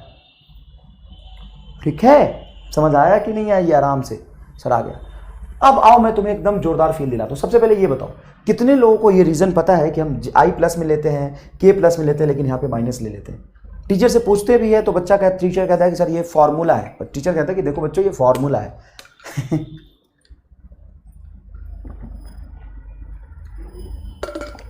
बताओ ये क्या है? फॉर्मूला है। एक काम करना, मुझे पता नहीं, थोड़ा सा डर लगता है कि तुम सीख पाए कि नहीं सीख पाए। जल्दी जैसे मैं है तुम्हें यहाँ सिखाऊं कि इन सब में रिजल्ट क्या है, तो जल्दीबाजी में थोड़ा बहुत कन्फ्यूजन अगर हुआ होगा तो मैं एक बार और बताना चाहता हूँ। आई एम सॉरी, जिसको सीखने को मिलेगा उसका रिवीजन हो जाएगा, जिसको थोड़ा बहुत भी कन्फ्यूजन है एक बार और बता लो, क्योंकि मैं एक और आसान बनाना चाह रहा हूँ। मेरे दिमाग में एक और बढ़िया कंसेप्ट आया। सर क्या आया? देखो, आई से जे करोगे, हाँ सर कर दिया, तो आई और जे रिजल्ट नहीं होगा, रिजल्ट क्या होगा? हाँ ये हमें पता है, समझ में आ गया, समझ आ गया, ठीक है। अब तुम्हें कुछ नहीं देखना, सिर्फ ये देखना है कि रिजल्ट में आई के बाद जे आ रहा है कि नहीं। सर के को नहीं देखना? नहीं सर ये नई बात बता रहे हो। हाँ नया बता रहा हूँ। क्या बता रहे हो सर? बोलो। देखो जैसे तुम यहाँ पे प्रोडक्ट कर रहे हो आई के, तो तुम्हें पता है कि इधर जे आएगा, हाँ सर जे आएगा, ठीक है। ये के जे, तो तुम्हें पता है कि आई बचा है तो आई आएगा, हाँ सर बता, ये समझ आ गया। उसके बाद तुम्हें कुछ नहीं देखना, तुम्हें देखना है कि आई के बाद जे आ रहा है कि नहीं। अगर आई के बाद जे आ रहा है तो रिजल्ट में प्लस आएगा, अगर आई के बाद जे नहीं आ रहा तो रिजल्ट में माइनस आएगा। के देखना ही नहीं। चल देखिए यहाँ पे आई के बाद जे, देखो प्लस आया, देखो आई के बाद जे नहीं आया तो देखो माइनस आ गया, आई के बाद जे नहीं आया तो देखो माइनस आ गया। और यहाँ पे आई के बाद जे, मतलब ऐसे इसके बाद ये आएगा, ऐसे आएगा, घूम के आता है। तो आई के बाद देखो जे नहीं आ रहा, देखो माइनस आ गया। आई के बाद जे है तो देखो प्लस आ गया। कोई नई बात नहीं बताई, वो जो समझा रहा था वही बताया। अब आओ मजे आए। अगर मोक्ष पिलाना तो बता देना सर, गर्दा गर्दा गर्दा चमक रहा है सर। आई के बाद जे नहीं आया तो देखो माइनस आएगा, आई के बाद जे आया, देखो आई के बाद जे आया ना इधर से, तो देखो प्लस आया रिजल्ट। आई के बाद जे नहीं आया तो देखो माइनस आया, आई के बाद जे आया तो प्लस आया, आई के बाद जे आया है तो देखो प्लस आया, आई के बाद जे आया तो देखो प्लस आया। मजे आए कि नहीं है बताओ? कंसेप्ट बेटा, कंसेप्ट अगर ढंग से सीखोगे ना तो कहां जाएगा ये, ठीक है। अब बताओ, और अब मैं आता हूं तुम्हें सिखाता हूं। मैंने तुम्हें क्या सिखाया? आई के बाद जे आना चाहिए बस, और कुछ तो सिखाई नहीं। थोड़ा किसी को मतलब एकदम दिमाग से पैदल जो होगा ना उसको भी समझ आ जाएगा। और अगर थोड़ा और अच्छा हो तो जे के बाद के देख लिया करो, अगर ऐसा है तो प्लस आएगा। तो मतलब एक्स के बाद आना चाहिए वाई, वाई के बाद आना चाहिए जेड, ऐसा ही है, ठीक है। तो जब तुमने आई उठाया तो असल में आई उठा लिया तो एक्स खत्म, तो वाई जेड बता, तो वाई के बाद जेड आना चाहिए, देखो वाई के बाद जेड आया तो सही है। उसके बाद जेड से पीछे ला रहे हो तो पीछे ला रहे हो तो माइनस आएगा, देखो ए जेड बी वाई हो रहा है, समझ रहे हो? तुमने ऐसे ऐसे किया तो देखो प्लस आया, उल्टा जा रहे हो इसलिए माइनस आया है। क्यों माइनस आया बताओ? मैं तुम्हें यह भी समझाने की कोशिश कर रहा हूं, यहां पे माइनस ही क्यों आया, तो सुनो अच्छे से। यहां पे ये जे का ए वाई है और के है, तो जे से के की तरफ जाओगे तो आई प्लस में आएगा, लेकिन तुम पहले ए जेड बी वाई उठा रहे हो। देखो अच्छे से, तुम किसको मल्टीप्लाई करो, ए जेड बी वाई, तो जेड वाई आ रहा है, माइनस वाई तो आएगा, इसलिए हमने माइनस वाई लिखा। तो सर हम ऐसे भी तो कह सकते हैं ना, वाई से जेड की तरफ जा, अरे नीचे से ऊपर कैसे जाओगे? ए क्रॉस बी करना है ना, तो पहले ए वाला उठाओगे फिर बी वाला उठाओगे। फॉर्मूला रटा होगा ठीक है, लेकिन फॉर्मूला को मैं खोल के दिखा देता हूं। देख, ए क्रॉस बी में पहले ऊपर से ए है फिर बी है, तो पहले ऊपर वाला फिर नीचे वाला, तो ऊपर वाला वाई के बाद जेड, तो सही है, वाई के बाद जेड आता है, लेकिन जेड के बाद वाई उल्टा आ गया इसलिए माइनस लिखा है। सर यहां पे माइनस क्यों आ रहा है? तो जब तुम ये जे उठाते हो तो जे के बाद क्या आना चाहिए? जेड, और जेड के बाद आना चाहिए वाई। तो तुम अगर ये लिखो ए जेड बी एक्स तो ये प्लस आएगा, देखो ए जेड बी एक्स तो ये प्लस आया, देखो यहाँ पे माइनस और ये माइनस, असल में ये प्लस ही आएगा ना। तो सर यहाँ पे प्लस लिख के पैटर्न में क्यों नहीं लिखा? बकलोल है, पूरी दुनिया में किताबों में सब में ये माइनस लिखा हुआ है, और मैं तुम्हें अपने ढंग से समझाऊं तो तू यहाँ पे प्लस लिख सकता है, कोई बुराई नहीं अगर तुम्हें कंसेप्ट आता है तो। देखो जब तुमने आई उठाया तो फटाफट लिखो, ये ए वाई बी जेड प्लस आएगा minus A Z B Y, चलो आ गया सर, प्लस जे उठाओ, कोई बुराई नहीं है, प्लस जे उठा लो। सर अगर हम प्लस जे उठाते हैं, प्लस जे उठाते हैं, यहां से हम जे उठाते हैं, तो जे के बाद पहला टर्म क्या है? के, तो ए जेड बी एक्स लिखो, ए जेड बी एक्स, और minus minus A Z B x लिखने के बाद x B z, x B z minus, समझ में आया कि नहीं है? अब आगे चलो, के उठाओ तो के भी प्लस में आएगा, के प्लस में आएगा। तो देखो के के बाद क्या आना चाहिए, आई, तो एक्स बी वाई माइनस ए वाई बी एक्स आ गया। लेकिन किताबों में हर जगह बच्चे को यही याद रहता है ना? ऐसा नहीं है कि मैंने गलत लिखा है, मैंने सही लिखा है, तुम वेरीफाई कर लेगा। बच्चे को क्या रहता है याद, कि ये वाला याद रहता है। तो मैं तो बस ये समझाने की कोशिश कर रहा कि यहाँ पे माइनस आता ही क्यों है, क्यों आता है समझ में आया? क्योंकि जब हम आई उठाते तो इससे मल्टीप्लाई करते, इससे मल्टीप्लाई करते, ठीक है। जब हम जे उठाते हैं ना, तो जे में पता है क्या करते हैं, एक्स को जेड से साथ मल्टीप्लाई करते हो। उल्टा काम कर रहे हो ना तुम, आई के बाद जेड लिख रहे हो, सॉरी एक्स के बाद जेड लिख रहे हो। तो एक्स के बाद जेड लिखने का मतलब उल्टा जाना। देखो एक्स के बाद आना चाहिए वाई के बाद आना चाहिए जेड के बाद आना चाहिए एक्स। तो जेड के बाद एक्स लिख रहे हो तो ठीक है, तुम यहां से यहां उठाते हो, देखो एक्स बी जेड उठाए, तो तुमने उल्टा काम किया, एक्स के बाद जेड ले रहे हो, इसीलिए यहां पे एक माइनस आ जाता। तुम्हें घबराने की जरूरत नहीं है। सर आप दो चीजें बता के आप कंफ्यूज कर रहे हो, मैं कंफ्यूज नहीं कर रहा हूं, मैं तुम्हें ये बता रहा हूं। अगर नहीं बताता ना तो 90% बच्चे यहां पे फॉर्मूला जानते हुए भी गलती करते थे। क्या गलती करते सुन बताता हूं। बढ़िया, जब आई उठाते तो इसको इससे करते हैं, सही करते हैं। जब जे उठाते हैं ना तुमको याद ही नहीं रहता, कभी इसको इससे मल्टीप्लाई करके पहले लिख लेते, कभी इसको इससे मल्टीप्लाई करके पहले लिख लेते। लेकिन जब यहां पे तुमने माइनस ले लिया है तो हमेशा याद रखना, आई लेते हो तो लेफ्ट से राइट की तरफ जाते हैं, ठीक है, इससे इसकी तरफ जाएंगे, लिख लेंगे, फिर माइनस ये करेंगे। जब तुम जे जाते हो तो ऐसे जाते हैं। जब तुम के लेते हो तो अभी भी एक्स बी वाई लेते हैं। समझ में आया कि नहीं? लेफ्ट से राइट की तरफ हम हमेशा पैटर्न को फॉलो करते हैं। इस पे हम सवाल कर लेते हैं फटाफट, कोई दिक्कत नहीं है। मान लो A vector is equal to 2i cap plus 3j cap, यही लेते हैं, है ना। And B vector is equal to i cap minus 2j cap plus 3k cap. Find A vector cross B vector, find A vector cross B vector. तो A vector cross B vector matrix multiplication से अगर करते हैं ए cross B. अब देखो बेटा, सिखाने में समय लगा है लेकिन सवाल करने में मजे आ जाएंगे। आई जे के, ए बोलो क्या है सर, 2 3 0, के नहीं है तो 0 मान लेंगे। आई 1, ये उधर हो गया 1, ये हो गया -2 और ये हो गया आपका 3, ठीक है। अब क्या करेंगे, सबसे पहले हम आई उठाएंगे। तो जब आप आई उठाएंगे, यहाँ लिखते हैं बेटा, सबसे पहले हम क्या उठाएंगे, आई उठाएंगे। आई उठाने में किसको इग्नोर करते हैं सर, आई उठा लिया तो इसको इग्नोर कर दो। तो इसको 3 क्या हो जाएगा 9, और ये 0 से कुछ भी मल्टीप्लाई होगा 0, बस मजे आ गए। माइनस जे कैप, है ना, क्या किया, जे कैप को माइनस में लिखा। तो 2 को 3 से मल्टीप्लाई करो, है ना, जे कैप को इग्नोर करो, 2 को 3 से मल्टीप्लाई करो 6 माइनस 0 को 1 से मल्टीप्लाई करोगे 0 प्लस के कैप। के को उठाया तो 2 को -2 से मल्टीप्लाई करोगे -4, देखो ना, 2 को -2 से मल्टीप्लाई करोगे -4, और ये हो जाएगा आपका 3 मल्टीप्लाई 1 3 -3, ठीक है। अब क्या करना है सर, अब हो गया ना, ये हो गया 9i कैप, 9i कैप, और देखो -9i कैप, ये जे। अच्छा कंफ्यूज मत होना यार, मैंने डंडा खींच दिया है ना, तो तुम कंफ्यूज हो सकते हो थोड़ा सा। ये ऐसे -j 6, तो -6j कैप, और के का होगा -4 -7 के कैप, ये आंसर आ गया। गलती नहीं होना चाहिए यहाँ पे, बच्चे सीख लेते हैं बेटा। फॉर्मूला अगर पढ़ा देता ना तो बाद में तुम गलती कर सकते थे, लेकिन क्या किया है, आई उठाया तो इससे इसको किया, जे उठाया तो इसको इससे किया, के उठाया तो इसको इससे किया, बस। अब मैं डायरेक्ट करता हूँ सर, डायरेक्ट कर दो रफ्तार में, हाँ, एक ही लाइन में लिख दूंगा, जैसे तुम्हें सिखाया तुम कर सकते हो। देखो जब मैं आई को, एक मिनट, आई को इसके आई के साथ करूंगा रिजल्ट कुछ नहीं मिलेगा, आई क्रॉस आई 0 होता है। आई को जब मैं जे के साथ करूंगा तो 2 2 4, तो ये आएगा तेरा -4। आई को जे के साथ किया तो रिजल्ट आना चाहिए के, तो -4k क्या आएगा। फिर आई को के साथ करूंगा तो आई क्रॉस के, देखो आई के बाद जे आना चाहिए लेकिन क्या आ रहा है, तो ये आ जाएगा तुम्हारा -j, तो 3 × 6 माइनस आई का किसके साथ किया, के के साथ, तो -6j। देखो बेटा, देखो आई के बाद जे आना चाहिए लेकिन आई के बाद क्या लिखा मैंने, के, इसलिए -j आया, ठीक है। उसके बाद जे को आई के साथ करो तो जे क्रॉस आई माइनस क्या आएगा, तो ये 3k कैप, -3k कैप। जे को जे के साथ करोगे 0, जे का 3k के साथ करो तो जे क्रॉस के सही है, तो 3 × 3 9i कैप, तो हो जाएगा 9 + 9i कैप। प्लस क्यों लिखा, क्योंकि जे के बाद तो के आता ही है, तो माइनस आ जाएगा, तो 9i cap -6j cap -6j cap और -3 -4 -7k कैप, ये आएगा result. 9a cap -6j cap plus -7k cap, एकदम सेम आया, एकदम सेम आया।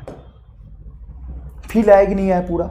थोड़ा सा समय लगा, आई एम सॉरी, मतलब थोड़ा सा क्रॉस प्रोडक्ट को फील कराने में उसकी जरूरत क्या पड़ती है, कहाँ पड़ती है और कैसे क्रॉस प्रोडक्ट करते हैं, लेकिन पूरा तुम्हें समझ आ गया होगा। आई क्रॉस जे में गलती नहीं करोगे। Next is 2D motion. 2D generalise motion क्या होता है साहब?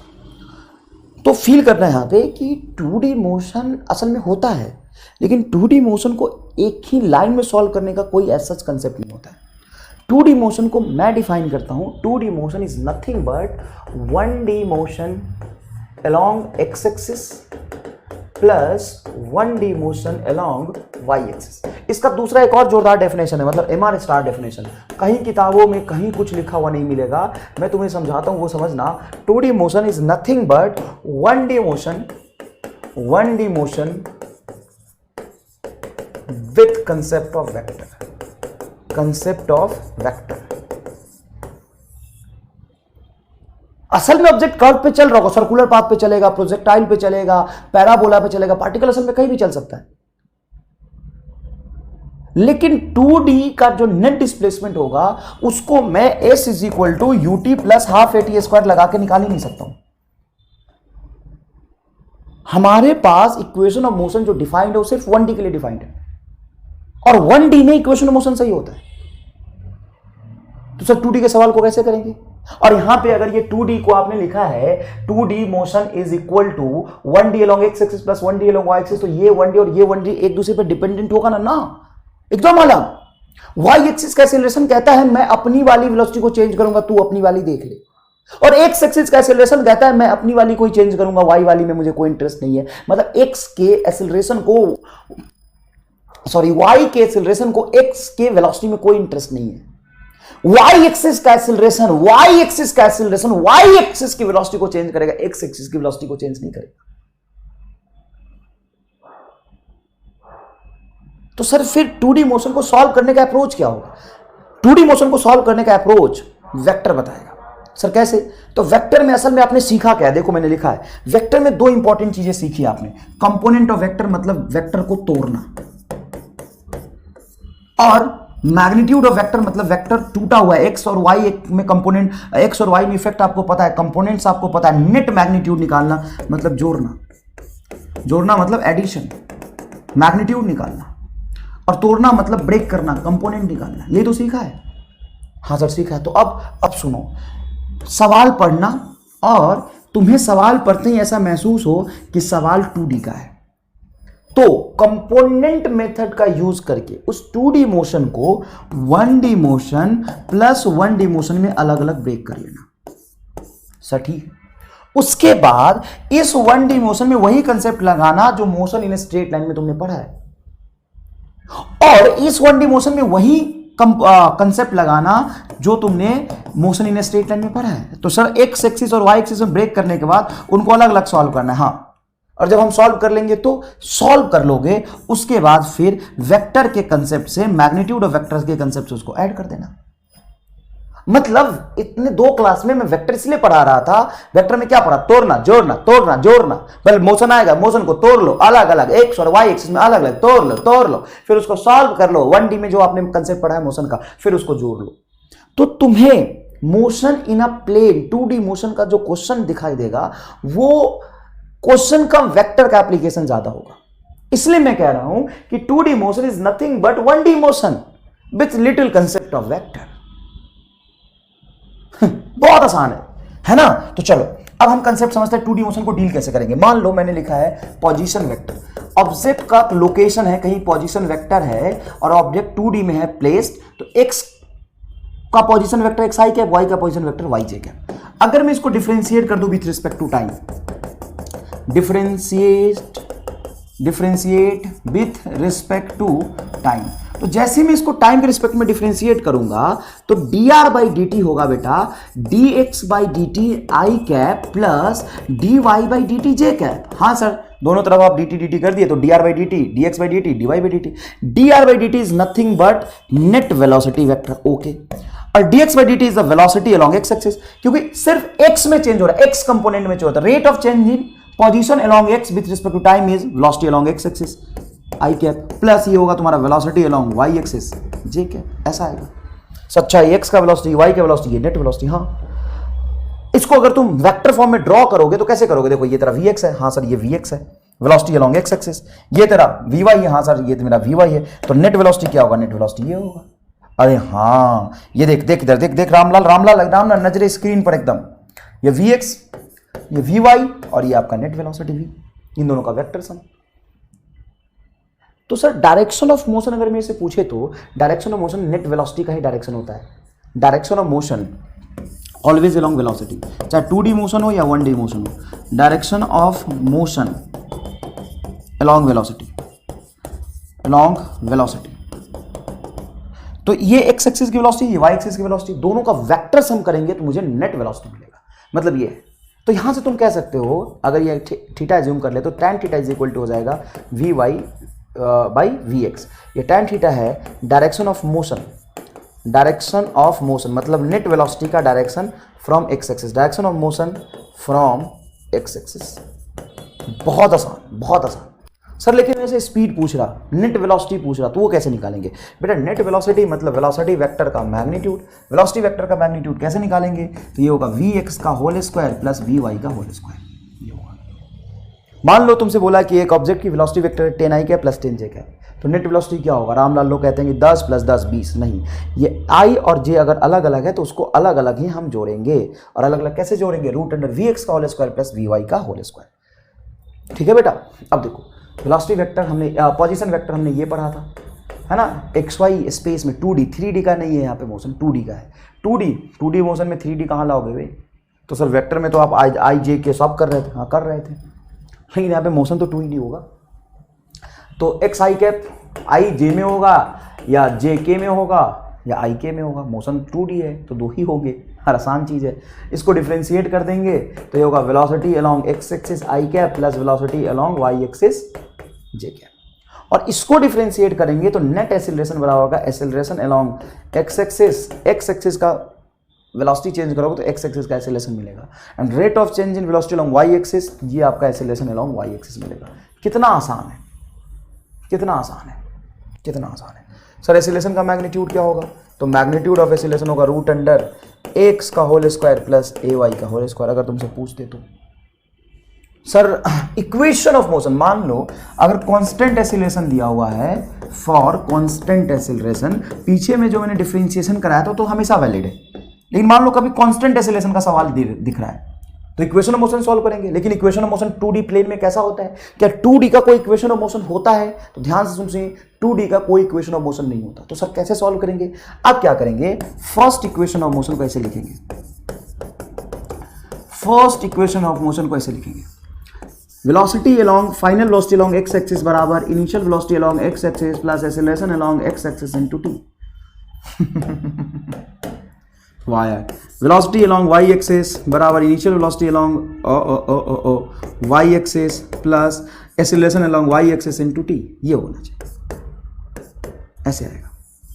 अच्छा मतलब एक first equation of motion X axis में अलग लगाएंगे, वाई एक्सिस में अलग लगाएंगे, और अगर मुझे नेट वेलोसिटी निकालना है तो नेट वेलोसिटी हो जाएगा एक्स का final velocity i cap plus y का फाइनल वेलोसिटी जे कैप। इस तरीके से हम डील करेंगे। Sir second equation of motion बता दो, तो देखो एक्स एक्सिस का डिस्प्लेसमेंट बराबर velocity along x axis t cap plus half acceleration of x axis into t square, और वाई बराबर हो जाएगा आपका u y t plus half a y into t square. पूरा अलग अलग होता है, इनमें कोई रिलेशन नहीं।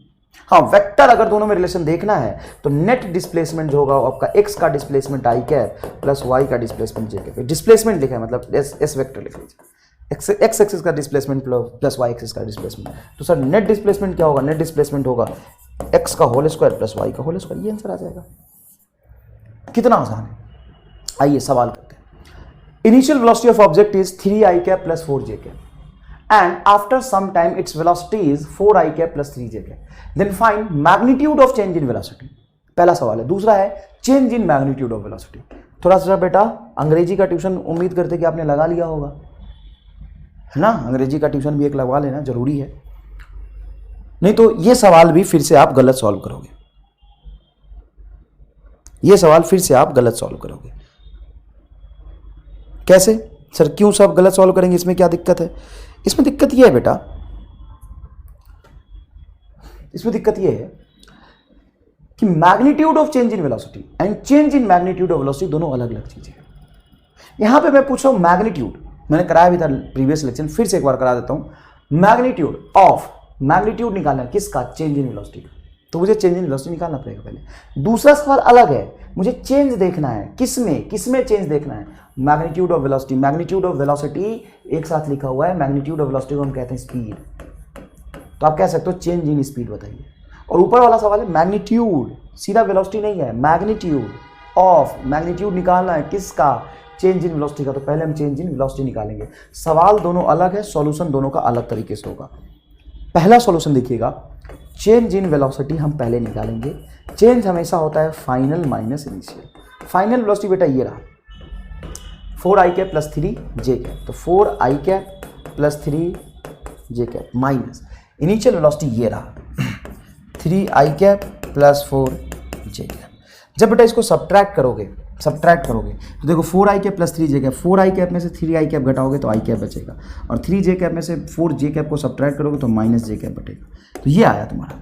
तो सर इसका अगर मैग्नीट्यूड निकाले तो डेल्टा v का मैग्नीट्यूड निकालो तो रूट अंडर 1 का होल स्क्वायर, यहाँ पे 1 मान सकते हो, यहाँ पे -1 होगा, -1 का होल स्क्वायर, तो ये आ जाएगा आपका root 2 is your correct answer. Root 2 is your correct answer. बढ़िया सर। अब यहाँ पे देखना दूसरा solution, change in magnitude of velocity. हमें चेंज निकालना है, change in magnitude of velocity, मतलब आपको फाइनल वेलोसिटी का मैग्नीट्यूड में से इनिशियल वेलोसिटी के मैग्नीट्यूड को घटाना है। अब इसका मैग्नीट्यूड क्या होगा? तो फाइनल वेलोसिटी का मैग्नीट्यूड होगा 5 रूट अंडर 4 का होल स्क्वायर प्लस 3 का whole square, root 25 5 is equal to answer क्या होगा? 0। दूसरे सवाल का आंसर आएगा 0। नीट 2017 में एक सवाल पूछा, the x and y coordinate of the particle at any time t x is equal to 5t minus 2t square and y is equal to 10t respectively, where x and y are in a meter and t in a second, then acceleration of the particle at t is equal to 2 seconds. Acceleration of the particle at t is equal to 2 seconds. देखो बेटा ये 2D motion है, क्योंकि object के position का x coordinate और y coordinate दोनों है। तो x कोऑर्डिनेट बेटा दिया हुआ है तुम्हारा 5t minus 2t square and y coordinate दिया हुआ है 10t। अब सुनना अच्छे से, मोशन के concept wise motion in a plane ज्यादा इजी होता है। सर कैसे? देखो बेटा dx बाई dt क्या हो जाएगा? ये वेलोसिटी अलोंग x एक्सिस होगा, और वेलोसिटी अलोंग x एक्सिस क्या बनेगा? तो 5t का डिफरेंशिएशन सिंपल 5 माइनस 2 बाहर और t स्क्वायर का डिफरेंशिएशन 2t, तो ये बना तेरा velocity along x axis 5 minus 4t। इसको डिफरेंशिएट कर दोगे तो ये एक्सेलरेशन अलोंग x एक्सिस हो जाएगा 5 कांस्टेंट होगा, इसका डिफरेंशिएशन 0 माइनस 4 बाहर t का डिफरेंशिएशन 1, तो -4 मीटर पर सेकेंड स्क्वायर। ये सिर्फ x एक्सिस का आया है, तो x का एक्सेलरेशन है। अब y का एक्सेलरेशन फिर हमें पैरेलल में और निकालना पड़ेगा, हमें एकदम अलग अलग 1D का कंसेप्ट लगाना है। तो dy बाई dt होगा बेटा वेलोसिटी अलोंग y एक्सिस, जो क्या आएगा 10, और अगर तुम डिफरेंशिएट कर दोगे वेलोसिटी को तो 10 कांस्टेंट है, इसका डिफरेंशिएशन 0, मतलब acceleration along y axis is 0, तो एक्सेलरेशन बचेगा सिर्फ -4, तो -4 metre per second square is the correct answer. कितना आसान है ये देखना। AIPMT 2014 का एक सवाल है, सवाल पढ़िएगा क्या है। A particle is moving such that position coordinate are 2, 3 at t is equal to 0 and इतना at t is equal to 2 and इतना at t is equal to 5। मतलब कोऑर्डिनेट दिया हुआ, पोजीशन वेक्टर 0 पे उतना था, 2 सेकंड पे पार्टिकल यहाँ था, मतलब यहाँ से कहीं पार्टिकल चला, यहाँ पे कोऑर्डिनेट दिया हुआ है तुम्हारा 2, 3 और फिर कहीं यहाँ है 6, 7, फिर कहीं यहाँ है तुम्हारा 13, 14। Then average velocity from 0 to 5 second. तो सबसे पहले एवरेज वेलोसिटी का कंसेप्ट बताइए क्या होता है। सर एवरेज वेलोसिटी होता है total change in velocity total change in velocity divided by total time taken. Sorry average velocity total displacement, I am sorry total displacement divided by total time. हमें इस बात से मतलब ही नहीं है कि पार्टिकल ने कितना संघर्ष किया है, वो कहाँ था, फिर कहाँ गया, हमसे कोई मतलब नहीं। हमें तो डिस्प्लेसमेंट का मतलब है फाइनल पोजीशन में से इनिशियल पोजीशन को घटाना, बस change in position. Total displacement is nothing but change in position. तो चेंज इन पोजीशन क्या होगा साहब? देखो फाइनल पोजीशन 5 सेकंड पे बताओ क्या है, ये रहा 13,14 और इनिशियल पोजीशन तुम्हारा 2,3। तो डेल्टा एक्स निकालोगे तो फाइनल पोजीशन 13 आई कैप में से 2 आई कैप जाएगा तो 11 आई कैप बचेगा। ये तुम्हारा एक्स का डिस्प्लेसमेंट आ गया। वाई का डिस्प्लेसमेंट, तो वाई की फाइनल पोजीशन ये है और ये 3 है, तो 14 - 3, तो 14 - 3 ये भी 11 आ जाएगा, 11 जे कैप आ जाएगा, डिवाइडेड बाई टोटल टाइम 5। तो 11/5 को चाहो तो कॉमन निकाल लो, ये आई कैप प्लस जे कैप आंसर आएगा 11/5 आई कैप प्लस जे कैप। तुम बोलोगे सर आपने 6,7 का यूज नहीं किया, 2 सेकंड पे पार्टिकल कहां तक यूज नहीं किया। देखो बेटा average velocity is a total displacement. Particle यहां था, यहां पहुंच गया, हमें पता फर्क नहीं पड़ता कैसे गया, टोटल डिस्प्लेसमेंट ये होगा।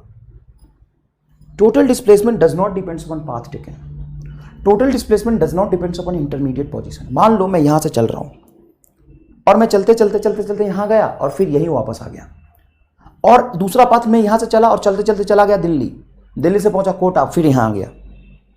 मैं यहां से चला चलते चलते गया बिहार और बिहार से फिर वापस यही आ गया। तीनों ही केस में इनिशियल और फाइनल पोजीशन सेम है तो डिस्प्लेसमेंट सेम होगा। Displacement only depends upon initial and final position.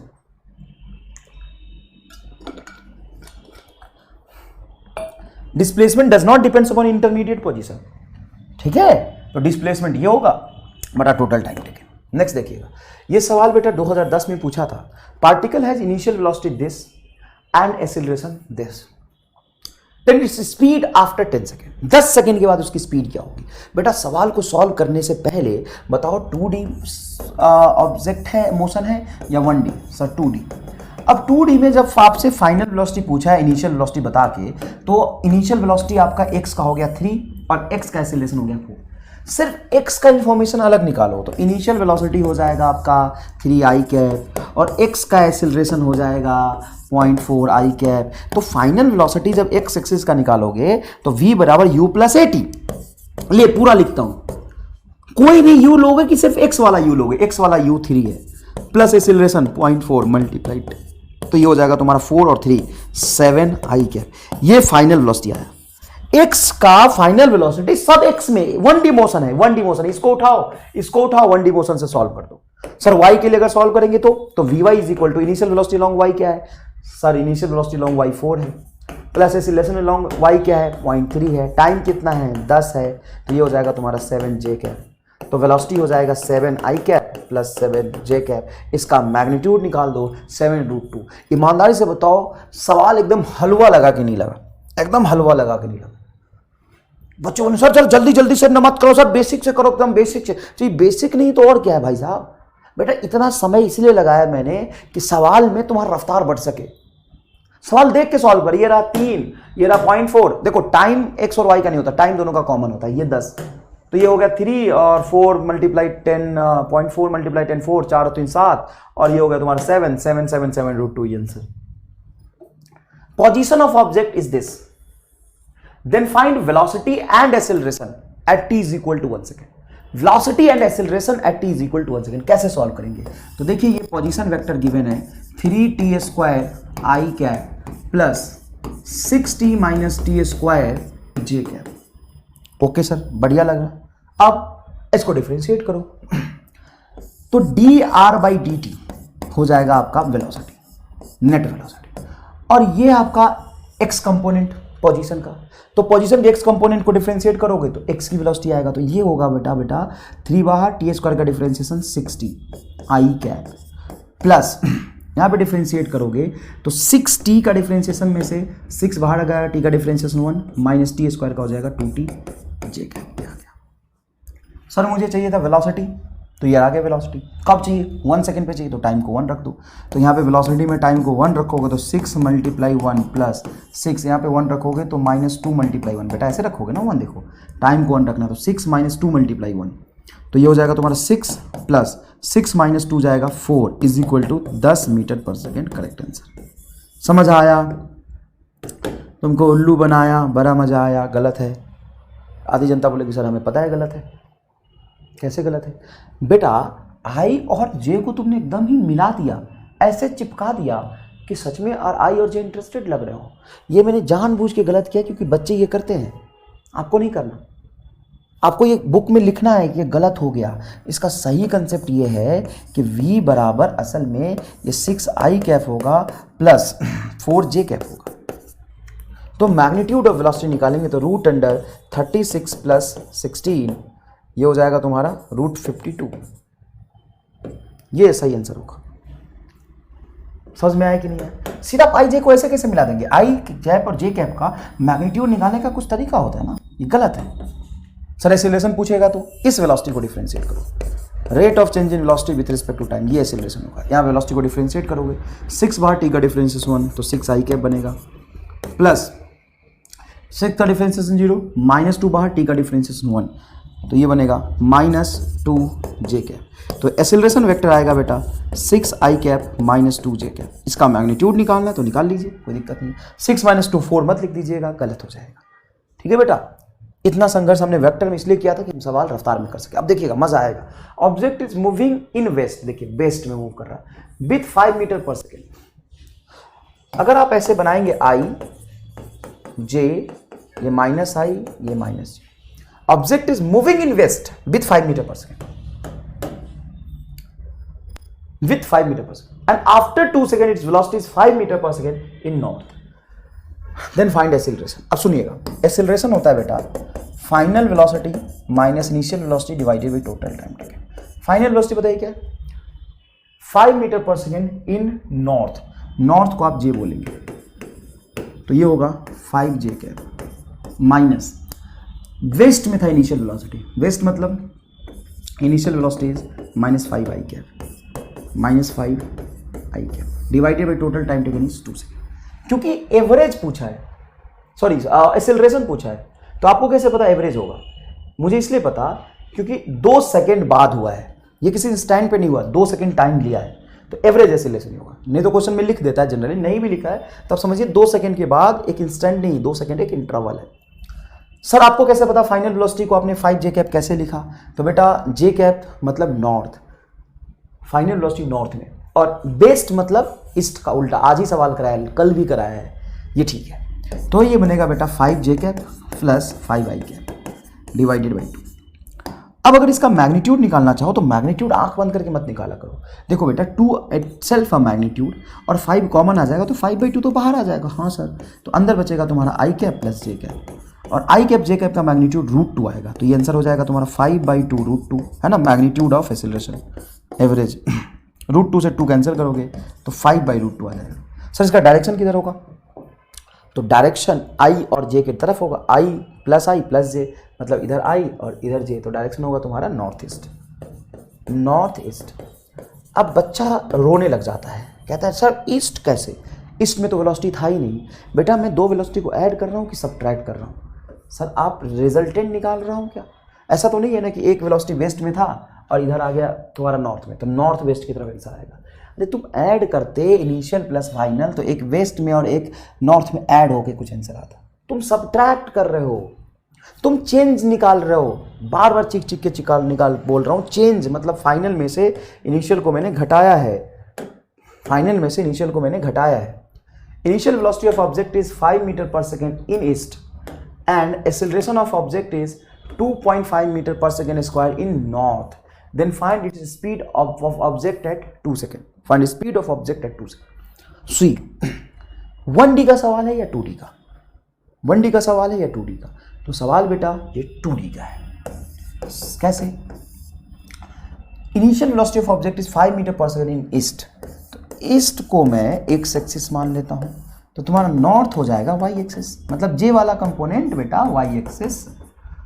तो इनिशियल वेलोसिटी है तुम्हारा 5i कैप, सर ईस्ट में है। इनिशियल वेलोसिटी अगर नॉर्थ में देखें तो इनिशियल वेलोसिटी नॉर्थ में 0 है। सर आपको कैसे पता? मुझे इसलिए पता कि अगर इनिशियल वेलोसिटी नॉर्थ ईस्ट दोनों में होता तो लिखता ना कि initial velocity of object is 5 metre per second in east and 2 metre per second in north. नहीं, इनिशियल वेलोसिटी पूरा का पूरा ईस्ट में ऐसे है, मतलब नॉर्थ में नहीं है। And acceleration of object is 2.5 metre per second square in north, मतलब एक्सेलरेशन है ऑब्जेक्ट का 2.5 metre per second square j cap, पूरा का पूरा नॉर्थ में। तो सर अगर ईस्ट में एक्सेलरेशन 0, बोल रहे ना नॉर्थ में एक्सेलरेशन है, मतलब ईस्ट में नहीं है, होता तो बताता।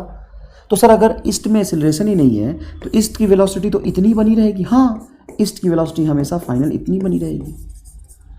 और यहाँ पे अगर नॉर्थ में वाई एक्सिस में लगाऊं मैं v बराबर u प्लस ए टी, तो नॉर्थ में इनिशियल वेलोसिटी क्या था 0, एक्सेलरेशन क्या था 2.5 मल्टीप्लाई टाइम 2 सेकेंड बाद पूछा है तो 5/2, तो ये बचेगा तुम्हारा 5 जे कैप, नॉर्थ मतलब वाई एक्सिस जे कैप और ये आई कैप। तो नेट वेलोसिटी आ जाएगा आपका 5 आई कैप प्लस 5 जे कैप। तो मैग्नीट्यूड ऑफ वेलोसिटी को हम स्पीड कहते हैं, ये होगा 5√2। सवाल बहुत लेंदी है क्या? नहीं, बच्चा लेकिन इसको सॉल्व नहीं कर पाता। क्यों कहता है अच्छा ये वेलोसिटी है, ये वेलोसिटी है और ये एक्सेलरेशन है तो v बराबर u प्लस ए टी।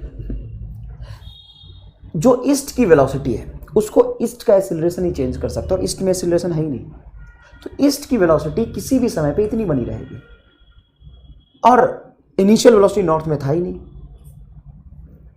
लेकिन एक्सेलरेशन नॉर्थ में ये है, तो 2 सेकंड बाद नॉर्थ में इतनी वेलोसिटी डेवलप हो जाएगी। नेक्स्ट क्वेश्चन देखिए, acceleration of object is this, acceleration बेटा दिया हुआ है 2i cap plus 3t square j cap, then find velocity at t is equal to 1 second. कैसे निकालोगे? 1 सेकेंड में वेलोसिटी कितनी होगी? तो सर एक्सेलरेशन को डिफरेंशिएट कर दो, डिफरेंशिएट करते ही कहाँ गिरोगे बेटा? नाली में। हाँ सर नहीं कर सकते, तो क्या करेंगे? इंटीग्रेशन। तो यहाँ लिखेंगे dv बटा dt और इंटीग्रेशन करने के लिए dt को उधर ले जाएंगे, तो सिंपल सी बात ये हो जाएगा 2dt आई कैप का साथ मत छोड़ना, 3t स्क्वायर dt जे कैप का साथ मत छोड़ना, दोनों तरफ इंटीग्रेशन का साइन लगा दो।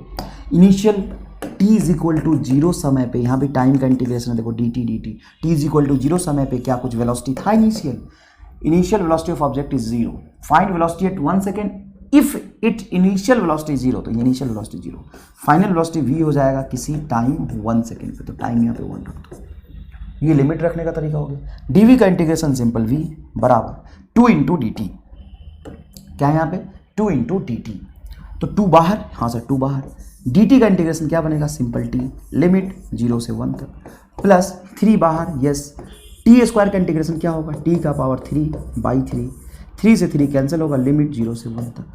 बेटा यहाँ पे v बराबर 2 मल्टीप्लाई 1 प्लस t स्क्वायर मतलब 1, लोअर लिमिट रखो तो 0 आएगा, 3 से 3 तो कट गया, 1 का क्यूब 1 ही रहेगा, 1 और ये 2, 3 metre per second is correct answer.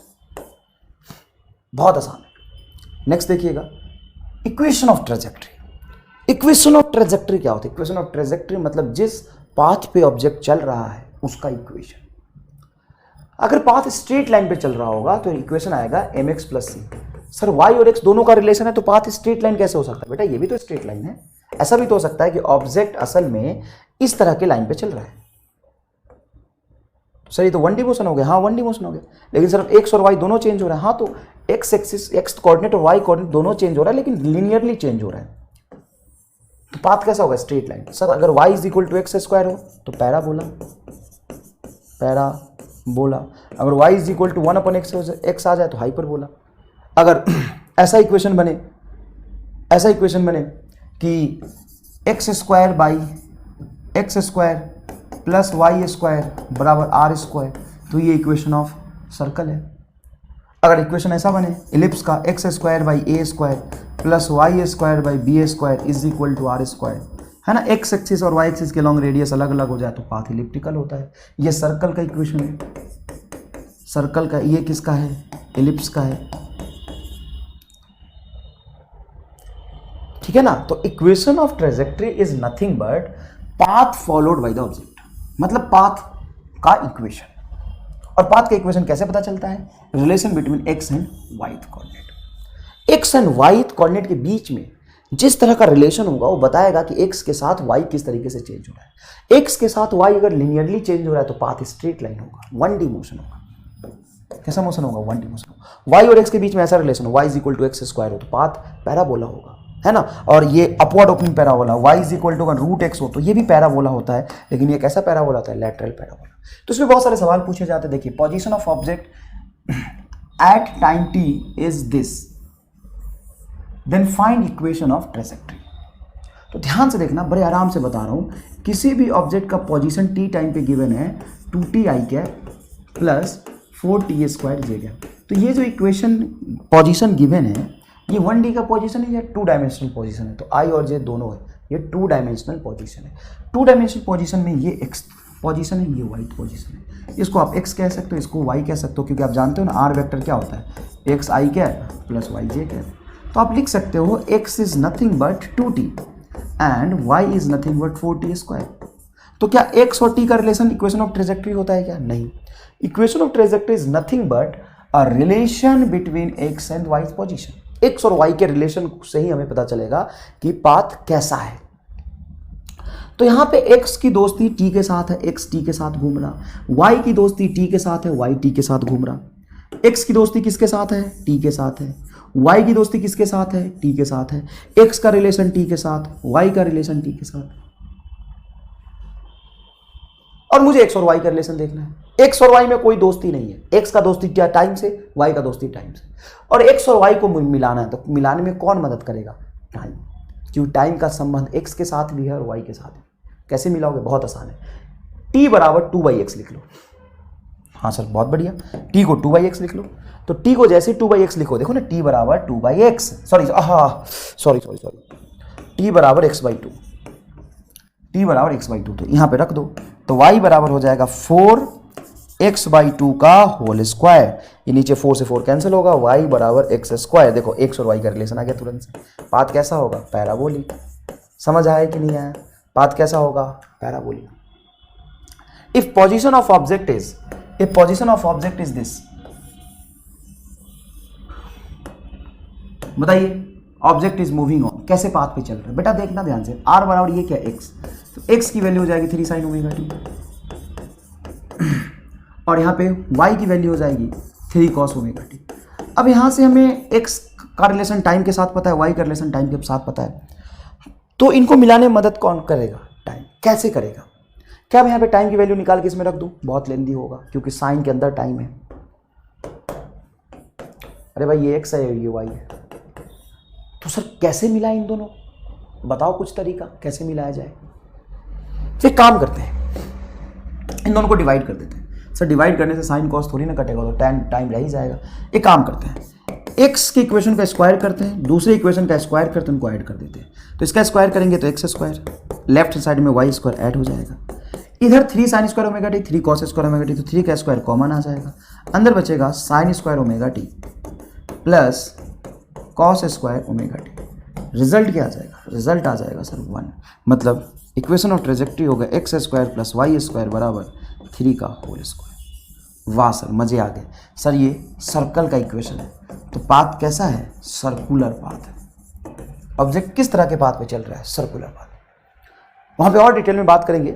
मैंने आपको सर्कल का ग्राफ पढ़ाया तो उसमें इक्वेशन ऑफ सर्कल समझाया था, है ना। x² प्लस y² बराबर 3² असल में आपने बोला था, हाँ सर फील आ गया किस चीज़ का? डिस्टेंस फार्मूला ही असल में इक्वेशन ऑफ सर्कल होता है।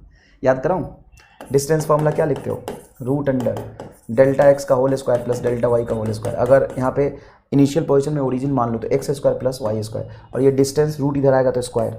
अब डिस्टेंस को कॉमन रखते अगर पॉइंट में बहुत सारा घुमा दूँ तो रेड सर्कल बन जाएगा। डिस्टेंस को कॉमन रख के पॉइंट घुमा दूँ तो सर्कल बन जाएगा। हाँ तो ये रेडियस हो गया डिस्टेंस r² बराबर x² प्लस y²। मैंने ये कराया था। चलिए ये बताइए इक्वेशन ऑफ ऑब्जेक्ट ये है, तो पाथ कैसा होगा? पाथ विल बी पाथ कैसा होगा? तो देखिए ध्यान से, ये आपका x है, x गिवन है 4 sin ωt, yes sir x given है 4 sin ωt, y गिवन है 3 cos ωt। अब इसका अगर तुम होल स्क्वायर करके ऐड करोगे तो सॉल्व नहीं होगा। क्यों नहीं होगा सर? होल स्क्वायर करके ऐड करने से, होल स्क्वायर करके ऐड करोगे तो बेटा आप जब ऐड करोगे तो इधर हो जाएगा 4 और उधर होगा 3, कॉमन नहीं निकलेगा। तो एक तरीका है, 4 को नीचे ले जाओ तो x/4 sin ωt, और ये बनेगा बेटा y/3 cos ωt। अब इस दोनों इक्वेशन को, एक को 2 को स्क्वायर करके ऐड करो तो ये बनेगा x²/16, या सिंपल बोल दो x²/4 का होल स्क्वायर प्लस y²/3 का whole square is equal to, ये किसका इक्वेशन है? देखो बेटा सिंपल सी बात है कि अगर x और y के नीचे रेडियस अलग अलग आ जाए तो यही इलिप्स बन जाता है। ऐसा बनेगा पाथ। मैं पाथ बना के दिखा दूँ। x के लॉन्ग रेडियस 4 है, ऐसा बनेगा। देखो x के लॉन्ग रेडियस आपका आएगा 4 यहाँ पे, और y के लॉन्ग आएगा रेडियस 3, और यही दोनों सेम हो जाता, यही दोनों सेम हो जाता तो हम 4 का होल स्क्वायर और 4 का होल स्क्वायर कॉमन निकाल के यहाँ लिख देते, और जब दोनों सेम हो जाता तो ये सर्कल बन जाता। तो पाथ कैसा होगा? Elliptical path. Elliptical path, path कैसा होगा बेटा? इलिप्टिकल। नेक्स्ट क्वेश्चन, ये आप खुद सॉल्व करें, ये आपका होमवर्क है और आप आंसर बताएं। होमवर्क देता हूँ ना, एक छोटा छोटा होमवर्क है ना, और बहुत आराम से सॉल्व करना बेटा, गलती मत करना, और नेक्स्ट लेक्चर में मैं बता दूंगा, चिंता करने की जरूरत नहीं है। नेक्स्ट इज AIEEE 2010 का सवाल है, 2010 का सवाल है। वेलोसिटी दे दिया, वेलोसिटी दे दिया, अभी तक पोजीशन दिया होता था, वेलोसिटी दे दिया 2i cap plus xj cap, और आपसे पूछा है इक्वेशन ऑफ ट्रेजेक्टरी बताइए। ये पोजीशन नहीं दिया हुआ है, पोजीशन देता तो निकालना आसान था, ये वेलोसिटी दे दिया। तो सर ये x एक्सिस का वेलोसिटी होगा, हाँ x एक्सिस की वेलोसिटी आ गया 2, और सर ये y एक्सिस का वेलोसिटी होगा। सर ये कैसे हो सकता है? y की वेलोसिटी में x लिख दिया आपने, एक सवाल बना दिया तो बना दिया, y की वेलोसिटी x के पोजीशन पे डिपेंड कर रहा है, वैसा सवाल बना दिया। अब क्या करेंगे सर? हमें तो x और y का रिलेशन चाहिए, यहाँ पे x तो दिख रहा है, y कहीं दिख ही नहीं रहा, तो मैं vx को लिखूंगा dx/dt इज इक्वल टू 2, तो dx बराबर आ जाएगा 2 इंटू dt, इंटीग्रेशन कर दूंगा दोनों तरफ, तो dx का इंटीग्रेशन x, 2 बाहर, dt का इंटीग्रेशन t, तो x बराबर 2t, और vy को लिखूंगा मैं dy/dt, rate of change in velocity along y axis, sorry rate of change in position along y axis with respect to time t is velocity along y is equal to x, तो dy को लिखूंगा x into dt। अब ये integrable नहीं है, क्यों नहीं है इंटीग्रेबल? क्योंकि x, t और y तीनों आ गए, x का इंटीग्रेशन टाइम के साथ नहीं हो सकता। तो सर अब कैसे करें? x की वैल्यू को यहाँ पे रख दो, सर 2t आएगा, रख दो, तो ये बनेगा dy is equal to 2t into d t. अब यहाँ इंटीग्रेशन कर दो, तो dy का इंटीग्रेशन हो जाएगा y, यहाँ पे 2 बाहर, t इंटू डी टी का इंटीग्रेशन हो जाएगा t²/2, तो 2 से 2 कटेगा, y बराबर आ गया t²। अब तुम यहाँ पे साफ साफ देख सकते हो x बराबर 2t एंड y बराबर t²। असल में x और y का रिलेशन इक्वेशन ऑफ ट्रेजेक्टरी बताता है। तो अब क्या करेंगे सर? आप यहाँ से t को लिख लो x/2, तो t को लिख लो x/2, तो y is equal to t के जगह पे रखोगे x/2 का होल स्क्वायर, तो ये आ जाएगा x²/4। ये पूरा मजदूरी है, नहीं करना है सर। कराया क्यों? बेसिक छे, बेसिक छे, बेसिक छे, बेसिक छे, बेसिक बेसिक तो करा ना, बेसिक बेसिक से करा दिया कोई बात नहीं बेटा, ऐसे मजाक कर रहा। तो सर कैसे करेंगे? दो ही लाइन में आंसर लिख दूंगा, सुनो। x की वेलोसिटी 2i है, हाँ, तो vx को क्या लिख सकते हैं? dx/dt, लिखो इसको, dx/dt इज इक्वल टू 2 आ गया, ठीक है? हाँ सर ठीक है। अब बताओ y की वेलोसिटी क्या है? सर x, मतलब dy/dt x है, हाँ। तो असल में अभी तक तुमने जितने भी सवाल सॉल्व किए, तुम्हारा अल्टीमेट गोल क्या था? कि सर टाइम को हटाना। यहां भी हमने क्या किया कि x का रिलेशन टाइम में आया, y का रिलेशन टाइम के टर्म्स में आया, फिर हमने टाइम को हटाया। तो जब तुम्हें टाइम हटाना है तो यही पे डिवाइड कर दो ना, dt से dt कट जाएगा, हाँ। x को यहां ले जाओ तो x into d x is equal to 2 यहाँ है, dy इधर आ जाएगा 2 इंटू dy। अरे हाँ सर ये तो ठीक है। अब दोनों तरफ इंटीग्रेशन कर दो, x इंटू डी एक्स का इंटीग्रेशन होगा x²/2, और ये 2 को नीचे ले जाओगे तो मल्टीप्लाई 2 कर दो, और यहाँ पे dy का इंटीग्रेशन y, तो आ गया y is equal to x²/4 answer. Parabola कोई खास बात नहीं। अच्छा चलो नेक्स्ट, ये है MR star problem. This is not for NEET, this is for boost your सोच, है ना। ये नीट के लिए नहीं है, ये थोड़ा सा मेंटल एक्सरसाइज के लिए। तो ये सवाल अगर आपसे सॉल्व ना हो तो दिल पे मत ले, ये कभी नीट में आ ही नहीं सकता। नीट में देख रहे हो क्या लेवल है, बहुत छोटे छोटे सवाल आते हैं। तो सर ये आपने किस लिए दिया है? थोड़ा सा मेंटल एक्सरसाइज करिए, नेक्स्ट लेक्चर में मैं इसका सॉल्यूशन बताऊंगा। तो एक होमवर्क दिया और एक ये, if object is moving with velocity v is equal to 3 sin t i के प्लस 3 cos t j के, किसी ऑब्जेक्ट का वेलोसिटी ये है 3 sin t i cap plus 4 cos t j cap, then find distance travel in 3 second. तो 3 second में ऑब्जेक्ट कितना डिस्टेंस ट्रेवल करेगा? डिस्टेंस सर, डिस्टेंस तो एक्चुअल पाथ पे डिपेंड करता है, हाँ। तो डिस्टेंस कितना ट्रेवल करेगा ये हमें निकालना है। ऑब्जेक्ट कितना डिस्टेंस ट्रेवल करेगा? 1 मिनट, मैंने यहां गलत लिख दिया, सॉरी। ये 3 लिखा हुआ ना, 3 cos ओमेगा टी, सॉरी। अरे रुक जा यार, 3 cos ओमेगा टी, ये वेलोसिटी। तो डिस्टेंस कितना ट्रेवल करेगा ये आपको निकालना है। ठीक है, कोई दिक्कत नहीं है ना। थोड़ा सा मेंटल एक्सरसाइज करिएगा, क्या पता आप निकाल पाए। दोनों सवाल का जवाब मैं नेक्स्ट लेक्चर में बता दूंगा। चलो मैं ये थोड़ा सा सॉल्व कर देता हूँ, इसका आंसर क्या आएगा वो बता देता हूँ। तो इसका आंसर आएगा distance is equal to speed into time. Speed into time, तो स्पीड हो जाएगा आपका, स्पीड हो जाएगा, वो तो करना पड़ेगा सॉल्व वैसे तो, वो 3√2 × 3, तो 9√2 metre is the correct answer. ये आंसर है ना। और इसका कोई लेंथी सॉल्यूशन नहीं है, सॉल्यूशन 2 ही लाइन का है। ठीक है ना। थोड़ा सा बुद्धि लगाइएगा, देखिएगा कि ऑब्जेक्ट का पाथ कैसा है, किस तरह के पाथ पे चल रहा है। पाथ भी पता कर सकते हैं यहाँ से, ऑब्जेक्ट का पाथ भी पता कर सकते हैं ना, एक बार पाथ भी पता करके देखिएगा ऑब्जेक्ट का पाथ कैसा है। ठीक है, और ऑब्जेक्ट कितना डिस्टेंस ट्रेवल करेगा 3 मीटर। ठीक है बेटा, चलिए आज के लेक्चर का यहीं समापन करते हैं। आपका बहुत बहुत धन्यवाद। नेक्स्ट लेक्चर में हम स्टार्ट करेंगे डीपीपी, अच्छे सॉल्व कर लीजिएगा। नेक्स्ट लेक्चर में हम प्रोजेक्टाइल मोशन स्टार्ट करेंगे। धन्यवाद।